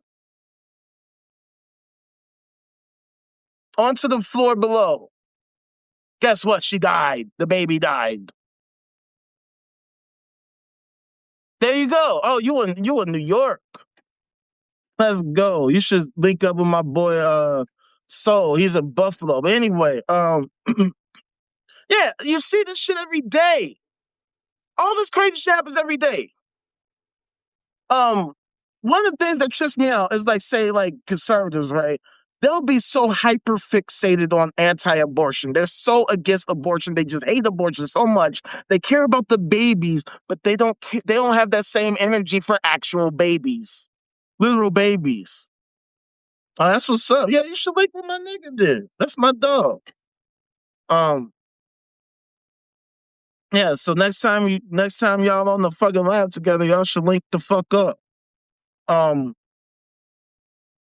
So we see these crazy stories all the fucking time. Every day, everywhere, all around the country.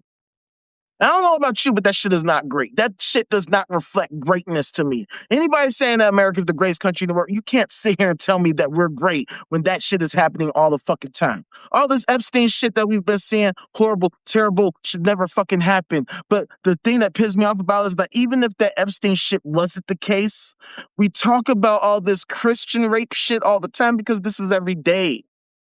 This every day. The Epstein shit is like a small group of these fucking elites, right? And look, they should definitely be put on blast no matter what. Because these are the people that claim that they know what's best for our country and they're fucking bitch-made ass liars and they rape children.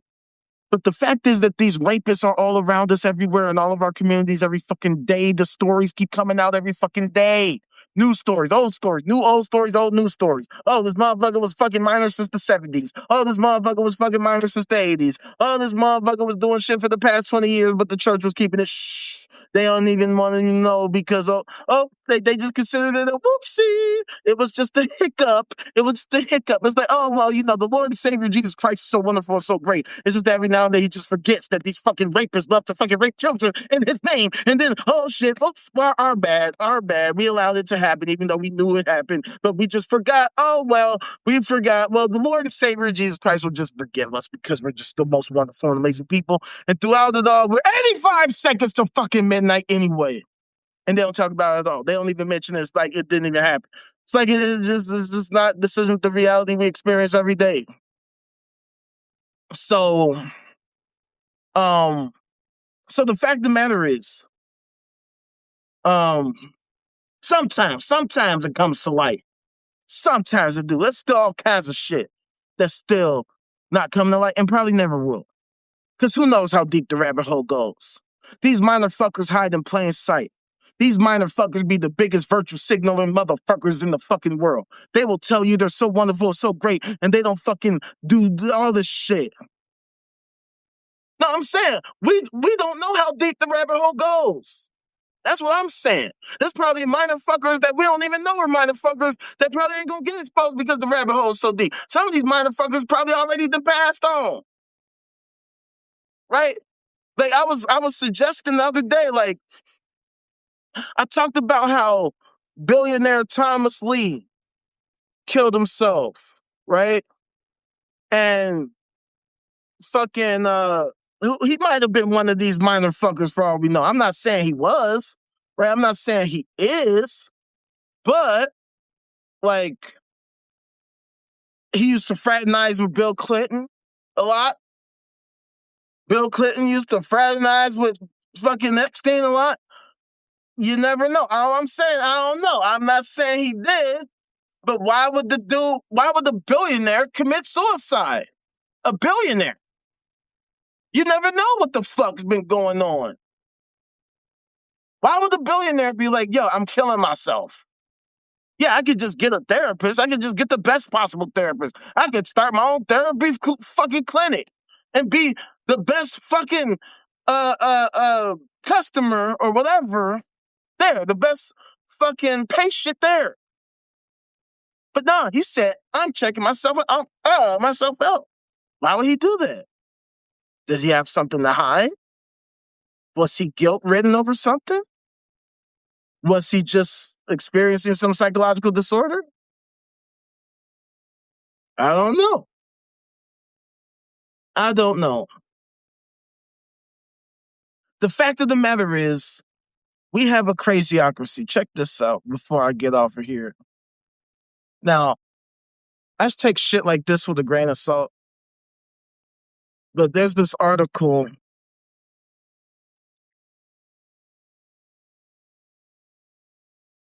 Trump's home run State of the Union 2026 showed exactly how crazy the Democrats are by Post editorial board. Like, okay, first of all, they're such fucking cowards with this shit, they couldn't even put their whole ass name on this shit. That's how you know they're full of shit. Because for them to say that Trump's State of the Union was a home run is absurd. That's disgusting. I'm so disgusted about it. So disgusted about it. But here's this part. He definitely drew out the lunacy of Democrats' positions on illegal immigration, crime, and trans issues, time and again flagging their obsession with peculiar rights at the expense of common sense. That's really funny. That's really, really funny. Coming from a bunch of fucking loonies who believe in the Lord and Savior Jesus Christ that the supernatural, super intelligent, super thing is gonna come through and do super shit that's gonna somehow super whatever the fuck. And they can't even stop rapists from raping motherfuckers in his own fucking church. Or at least what they claim is his church. That's why I hate this type of shit. We are in the Twilight Zone. We're living in Black Mirror right now. Because these fucking bitch-ass loonies know they're so full of shit. They know they're so full of shit. That's why I ain't put a single name on it. They said we gonna say the whole editorial board, because if we say the whole editorial board, then they can kick fucking rocks. The fact that they're so retarded that, as I keep showing y'all,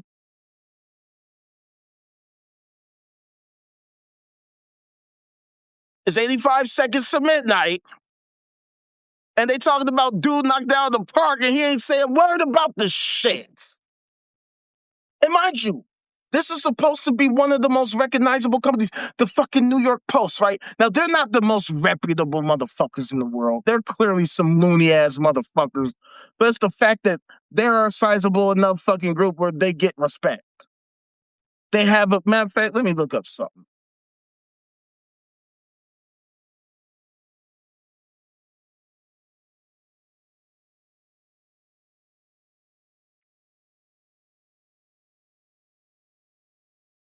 Let's see.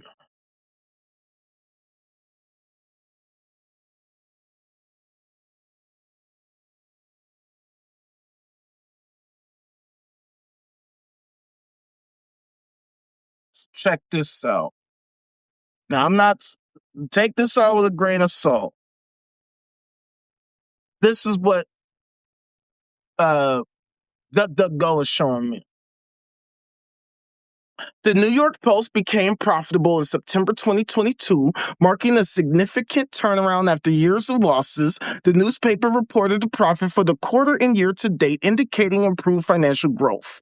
Revenue Insights: the estimated annual revenue for the New York Post is approximately $523.9 million. The Post's parent company, News Corp, reported a revenue increase of 5.5% to $2.36 billion in early 2026, with contributions from various divisions, including the Post.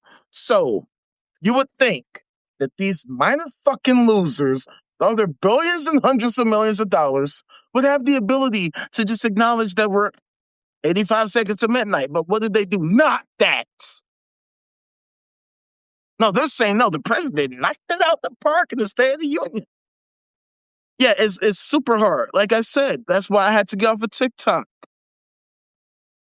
All I'm doing is telling truth. All I'm doing is showing truth. All I'm doing is giving you the logic, giving you the facts, the data, the information. I'm trying to put shit in the perspective, in the context, showing y'all shit that doesn't get hardly ever reported. And I guess maybe that's why they didn't like me. Because they don't have an argument. They can't argue a single thing.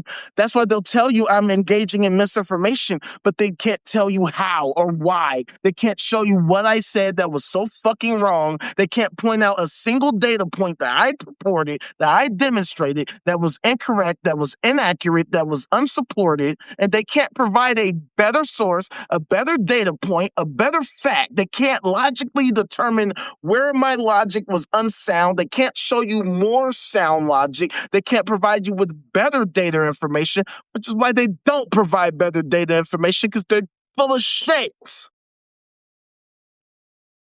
The whole thing is, all these media companies have all the resources, they have all the means, they have all the personnel. If they wanted to fucking tell you the truth, they could just tell you. They could just show the shit that I show you, they should be showing you. This is the shit that you need to know. Why the fuck don't these media outlets talk about suicide anywhere near as much as I do? They don't even, they hardly talk about, they'll cover a story of a celebrity that committed suicide. They'll talk about how, oh, this actor, this singer, this rapper, whatever committed suicide.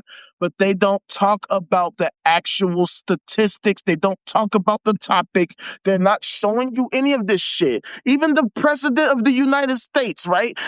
Where has he been showing people any of this shit? Where has he been talking about any of this shit? Did he bring this shit up in the motherfucking State of the Union about how over 49,000 people died by suicide in 2023?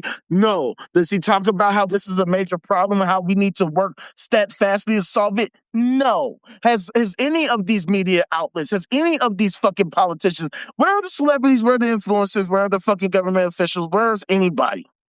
Anybody. I mean, clearly his words have value because motherfucking $100 million fucking New York Post thinks he knocked out the park. And they're making hella profits. So apparently it's super value. New York Post made bank last year, $500 million. 500 million. So apparently his words have all the value. Because the whole entire New York Post editorial board said, bravo, bravo. Yeah, yeah, yeah. And when you live in a hyper-capitalist society, the money is all that matters. The money is all that, nothing else matters. That's why, even though I got 100 people on my Discord, you're the fucking only person that came through. I don't even know why I even share my shit in my Discord. Ain't nobody there. Even though people are there, they're not there. Even though I had 2,500 fucking followers on TikTok, none of them are here, other than you. Where they at? Where all the people go? Where'd they go? Where'd they go? All the people that claim that they fuck with me, all those 2,500 followers, right? And that's on top of the near 3,000 I had on my original account. Where they at? Because that account still exists. I didn't delete that account, my original account. What's that about? Oh, you didn't get a Substack notification? That's weird because it's supposed to give all of my followers notification. What's that about? That's really fucking weird. I don't know. But see, that's kind of the thing. It's kind of the point. It's kind of the point. It's kind of what I have to deal with on a regular basis. All these fucking loonies out here, they ain't talking about shit. I mean, dude, you have no idea the anger that I feel when I see these loonies, right? I had a former member of my Discord. I had to kick him the fuck out because he started tweaking too hard. But I had a former member of the group of the Discord who posted this video from this flat earther. I went to the fucking video. It was a video off of TikTok. I went to the motherfucker's TikTok. Motherfucker had 100,000 followers. 100,000. Flat Earth. Not a single flat Earth has been demonstrated at all. Not a single flat earther has demonstrated that we are indeed living on a flat Earth. Why weren't they hit with the misinformation? Why weren't they hit with constant violations and restrictions and suspensions like I was? How is that possible? I mean, not one time. Motherfucker ever showed you anything. Yeah, they could show you fucking computer-generated images. That's about it. But when it comes to evidence of the flat earth, nothing. 100,000 fucking followers. Now, me, I wouldn't even have as big of a problem with that if I wasn't being censored and suppressed on a constant, extreme basis. For all this bullshit, being a bully, being a fucking sexual exploiter, fucking hate speech. Wait, I'm engaging in hate speech because I demand that these liars demonstrate their bullshit to be true and they fail miserably and then they want to talk disrespectful to me. So I return the favor and you hit me with the violation, but not them? That means that they are doing it on purpose, that this is an agenda that they're pushing. That's why. That's why Flat Earth, mind you, TikTok has a whole section specifically for STEM. STEM. And not one time has any of my fucking content been featured there, even though that's all I talk about every single day. I talk about how STEAM, science, technology, engineering, the arts, and mathematics are our greatest tool for understanding the nature of our reality. I talk about it every fucking day. Every day. Because all this sci-fi fantasy bullshit fails miserably. But see, when you have a nation filled to the brim with these delusional loonies in every sector of the population, in every position of government, including executive boards of corporations like, I don't know, ByteDance, Oracle, whatever, well, then you see why it's difficult for us to spread the truth. That's how we get to the 85 seconds to midnight and why we're only going to move closer and closer. Because at the end of the fucking day, what are we doing? No, Flat Earth does influence minds. That's why 100,000 people follow that motherfucker. Because they were influenced by that fucking loony.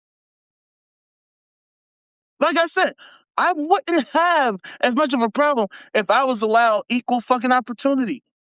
The fact that they literally worked so diligently specifically to suppress me, but not that fucking liar, goes to show you why we're 85 seconds to midnight.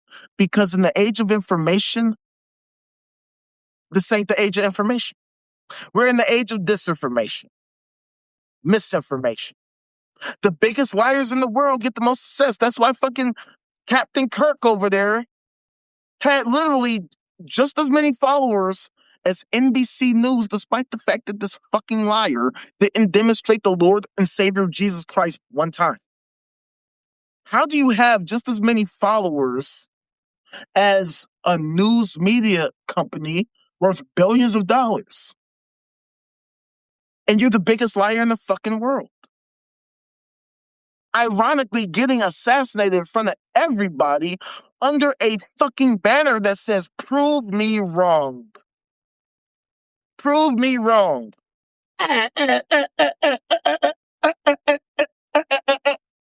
Start doing the Michael Jackson Thriller dance and shit. No, it's not. You're right. And that's one of the reasons why I have a problem with all these ideologies. Because even if I granted you that maybe it could be true, then what? What can we do with it? What can we do with this fucking psycho bullshit? If I granted flat earthers that maybe it was true, okay, now what? What are we gonna do with that? What can we innovate? What can we build? What can we discover with that shit? How can we use that flat earth shit to accomplish anything useful? And that's where we have the biggest problem. That's why I say all these ideologies, all of them, are suicidal. Anything that's pseudo-intellectual, pseudo-science, anti-intellectual, anti-science, is all suicidal ideologies. Because we're 85 seconds to midnight, and ain't none of these ideologies helping us to go in the opposite direction. They're not helping us to improve the state of society. They're not helping us to innovate, discover, invent nothing. They're not helping us solve world hunger, homelessness, the mental health and substance abuse crisis, climate change, wildfires, fucking hurricanes, fucking child rape. They're not having any effect on any of this, even though they have all these resources, even though they have all these people that subscribe, they have the manpower, they have the resources, they have the reach. There's nothing stopping them. If their goal was to solve any of these problems, there's nothing stopping them. In fact, if they were working to adjust these problems, I would be right there in full support. I would be like, yes, I'm with you. Like I said, I would still be a Christian because little do these fucking loonies know, I used to be one of them. I used to be one of them until I realized it was full of shit. All these problems still exist all around me. Everywhere I look, problems and problems and problems, and don't none of this. Please, Lord Jesus, please, Lord Jesus, would you please help, Lord Jesus, please? That didn't fucking work. It doesn't work, and it never will work. So what's the point? Why expend so much energy on this shit? Why put so much money in this? Why invest so much money in this? For what? I'll tell you why. Because these are great, fantastic scams, and people are so fucking gullible. And these social media companies, they know that they're scams and they're protective of these scams at all costs because that's how they get people. So don't. I was raised Christian too. Most of us were.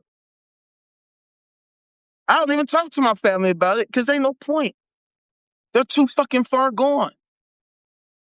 I remember a couple years ago on Christmas.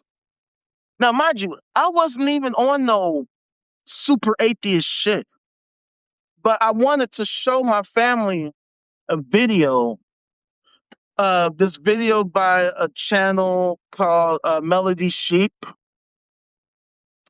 Um, if you haven't, you should check them out on YouTube. You're welcome. They had this video about what aliens would look like if they existed on other planets, especially if they were not just carbon based, but if they were silicone based life, what exactly they might look like. Beautiful fucking graphics, beautiful music, dope ass fucking video. I'm let me show you what the shit looks like. Cause fantastic content. Um, this is the God damn it. This is the channel, and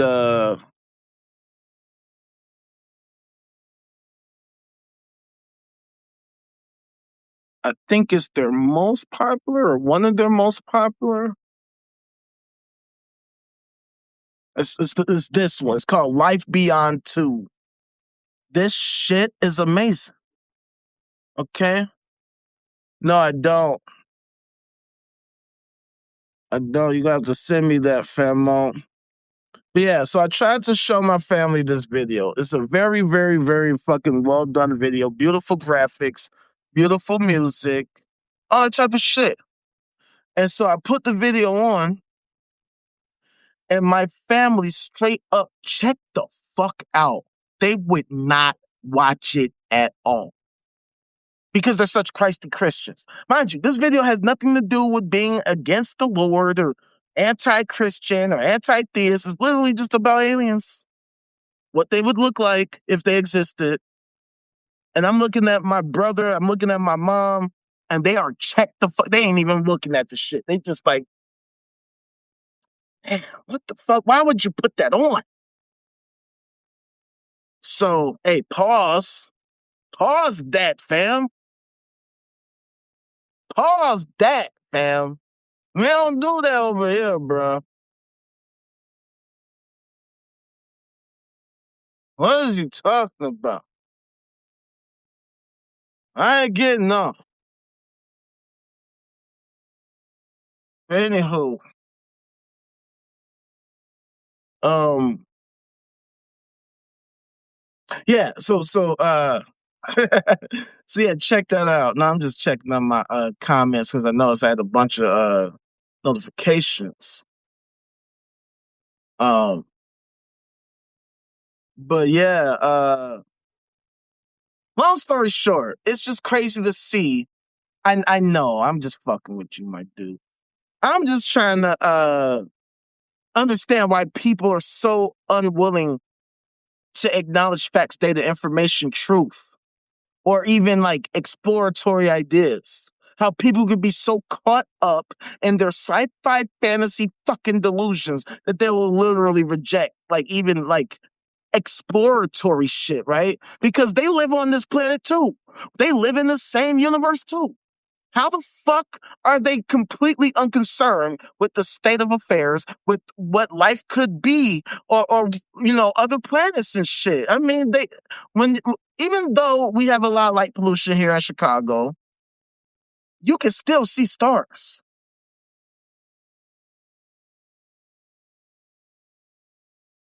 Oh, yeah. I'll check it out.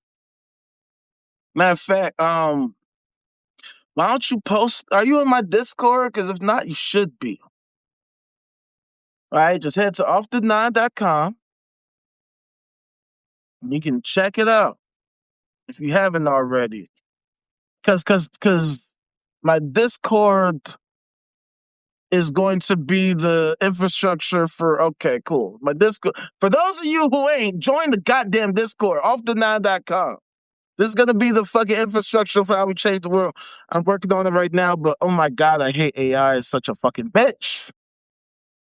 Pissing me the fuck off, or whatever. But the fact of the matter is that I want to create a society that prioritizes our health and wellness, our survivability, all that type of shit. Because at the end of the day, the powers that be have failed. They have failed miserably. I don't care about their fucking name brand clothing. I don't care about their prestigious accolades or any of that shit. They are a bunch of fucking miserable failures. We see them every day. They act like they're not miserable failures. They pat themselves on the back for being such bitch ass failures. They fail to inform the public. They fail to inform the population about all the data and information that we have to fucking, that we should know, that we should be informed of. That isn't, even though it's publicly available, it's not readily available. It's not like, oh, this is information that if you just go to this website, you go to this level, or you just go to whatever. You don't see that. You never see it. Thank you, fam. Thank you for posting that. They don't show you the shit. That's why I felt like, well, somebody got to do it. Because if ain't nobody going to do it, I'm going to do it. It really fucking pisses me off that the most successful fucking influencers and celebrities don't say nothing about none of this shit. Which is why it's hard for me to respect motherfuckers that have made it. Because for motherfuckers to be in a position where they can fucking talk about shit and yet they don't, even though they have all this influence, even though they have all this reach, they don't have to worry about fucking ruffling feathers because they made it. They got the money. They got the fame. If somebody does something to them, it would fucking cause all kinds of crazy shit. Right? If fucking Drake decided right now, hey, I'm gonna start talking about whatever one of these issues, who the fuck is gonna do something to Drake? The motherfucker has literally billions of views on YouTube. It's almost as if in order to make it, you kind of have to compromise yourself in some way or shape or form.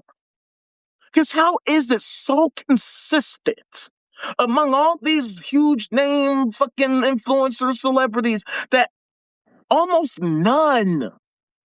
I mean, I could be ignorant because I don't watch any fucking body. I create the content. I'm not consuming the content. I mean, I consume content all the time. But I'm saying, like, I don't see any of these celebrities talking about any of the shit that I'm talking about at a high level at all.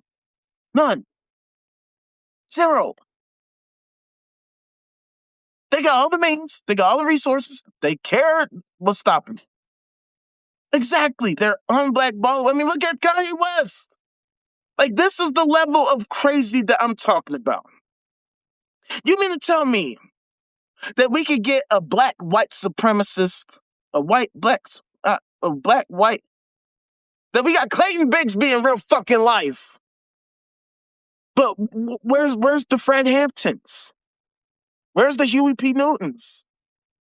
Where's any of the black revolution, real black revolution? I'm not talking about that fake ass, the new black. I'm not talking about that. That was clearly a PR stunt. That's not no real shit. I'm talking about real Black Panther-like motherfuckers. Where are they at? The people that's putting their neck out to tell the truth. Real truth. I'm not talking about none of this motherfucking fake true shit. Right? I'm not talking about these motherfuckers that, they hang out with Bernie Sanders type motherfuckers. I'm talking about motherfuckers that really know what it is out here. Motherfuckers that ain't just about voting for the sake of voting. Oh, you gotta vote Democrat because the Democrats is better than the Republicans, and the Republicans is better than the Democrats because they love the Lord. None of that dumb shit. I'm talking about actually getting into the weeds of real issues. Asking people, what the fuck are y'all voting for actually? What exactly are y'all voting for? What do y'all fucking want? What are your goals? What are your aims? What the fuck are you pushing for? That's why I talk about it. When I see these bitch ass shit libs out here that just vote blue no matter who bullshits. Fuck that. Exactly, fam. We gotta find out before our time's out. That's one of my fucking favorite lines ever. One of my favorite songs ever. One of my favorite artists ever. That's what it's all about. We gotta figure it out. But it's looking like time's running out and people don't want to fucking find out shit. All they seem to want to find out is what the fucking child's booty hole looks like. That seems to be the only thing that they care about, because that's the shit that we see the most rampant in our society, and these minor fuckers don't seem to want to stop. These minor fuckers and their fucking protectors are working desperately to constantly protect them. That's why when we talk about it, they work so hard to stop us. That's why our shit gets age restricted. That's why we get fucking all kinds of fucking warnings about our content. That's why we had to get the fuck off of TikTok, because I was not going to keep taking their fucking bitch ass disrespect anymore. How the fuck you going to say I'm sexually exploiting and gender-based violenting anybody when we have literal rapists raping children every day getting caught every day? What the fuck is that? You fucking saying I'm gender-based violence, and these motherfuckers is raping little boys and girls. If that's not gender-based violence and sexual exploitation, I don't know what the fuck is. Look, I'm not a perfect person. But you will never ever find any story coming close to me doing anything terrible with a child. Because the thing I talk about the most is that the children are the future and they are the ones who need to be protected the most. And we as a society, as an American nation, have been miserable fucking failures. So if we're not gonna fucking change our ways, we might as well, as a society, just jump off a fucking bridge. If motherfuckers is cool with 128 on the Gold Peace Index, cool with 85 seconds to midnight, cool with motherfucking children losing their lives, children getting raped on a constant basis, then we might as well just collectively commit suicide as a society. We might as well just say, hey, asteroid, come on, just hit us because we can't get shit right. We fucking suck. Motherfuckers celebrating failure like it's an accomplishment. Thinking that this misconception that the movement in any direction is progression. Sickens me. So,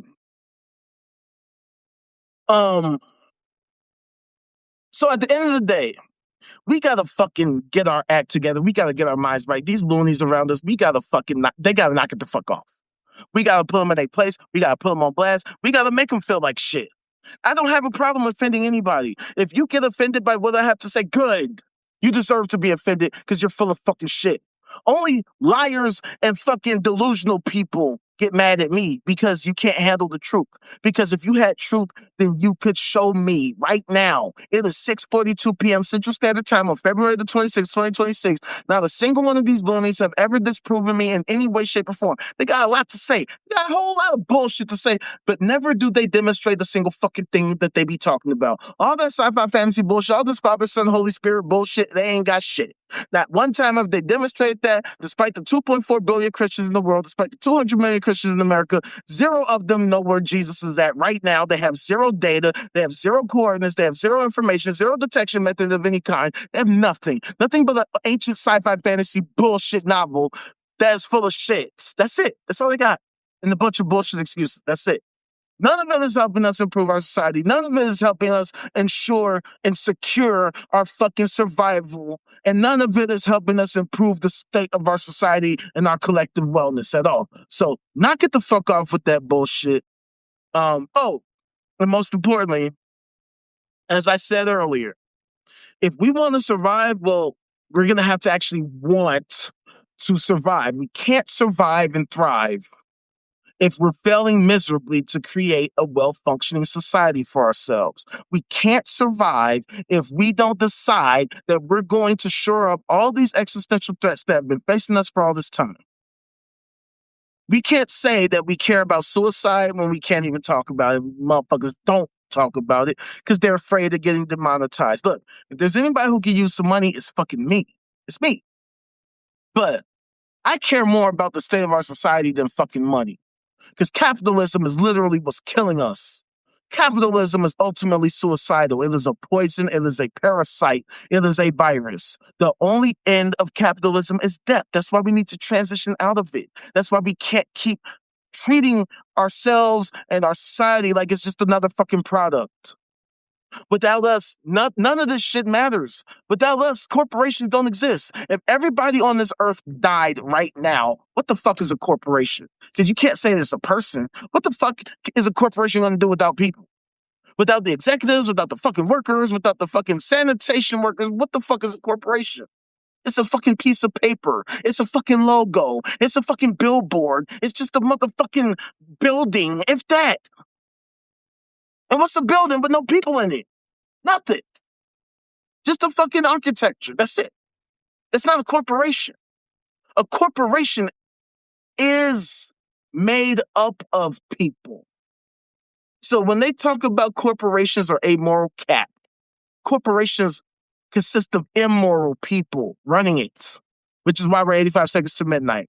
So we got to get out of this hyper-capitalist bullshit before it kills us all, which it seems like we're on track to doing. So head to offthenight.com if you haven't. Check it out. I'm going to be adding more shit in the near future. We're going to fucking change the world. Trust and believe that. So thank you for coming through, my dude. I appreciate you.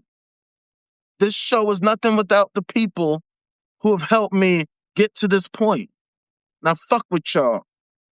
All my people who didn't come through, but who've been rocking with me, I still love y'all.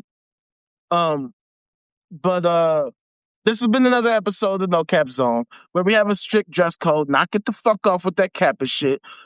The only kind of cap that we're cool with is your thinking cap. Otherwise, move the fuck around. Get the fuck out of my face. Stay smooth. Stay sucker free boss. R.I.P. the fucking Pat Stay.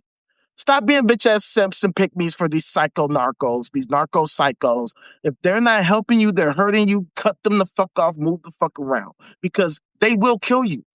And if they don't kill you, they're going to drain you of everything that you have, and then they'll kill you. And not necessarily in that order. So, yeah, stop being bitch ass simps. Stop giving them all your shit. It's better to be lonely than to be fucking getting slapped the fuck up, beat the fuck up, raped, and all that shit. Stand on your own. Better to be lonely than to be harmed or worse. And most importantly, let's bring some goddamn sense to this crazy ass world once and for all. Shall we? Holla back at your boy, man. Peace the fuck out.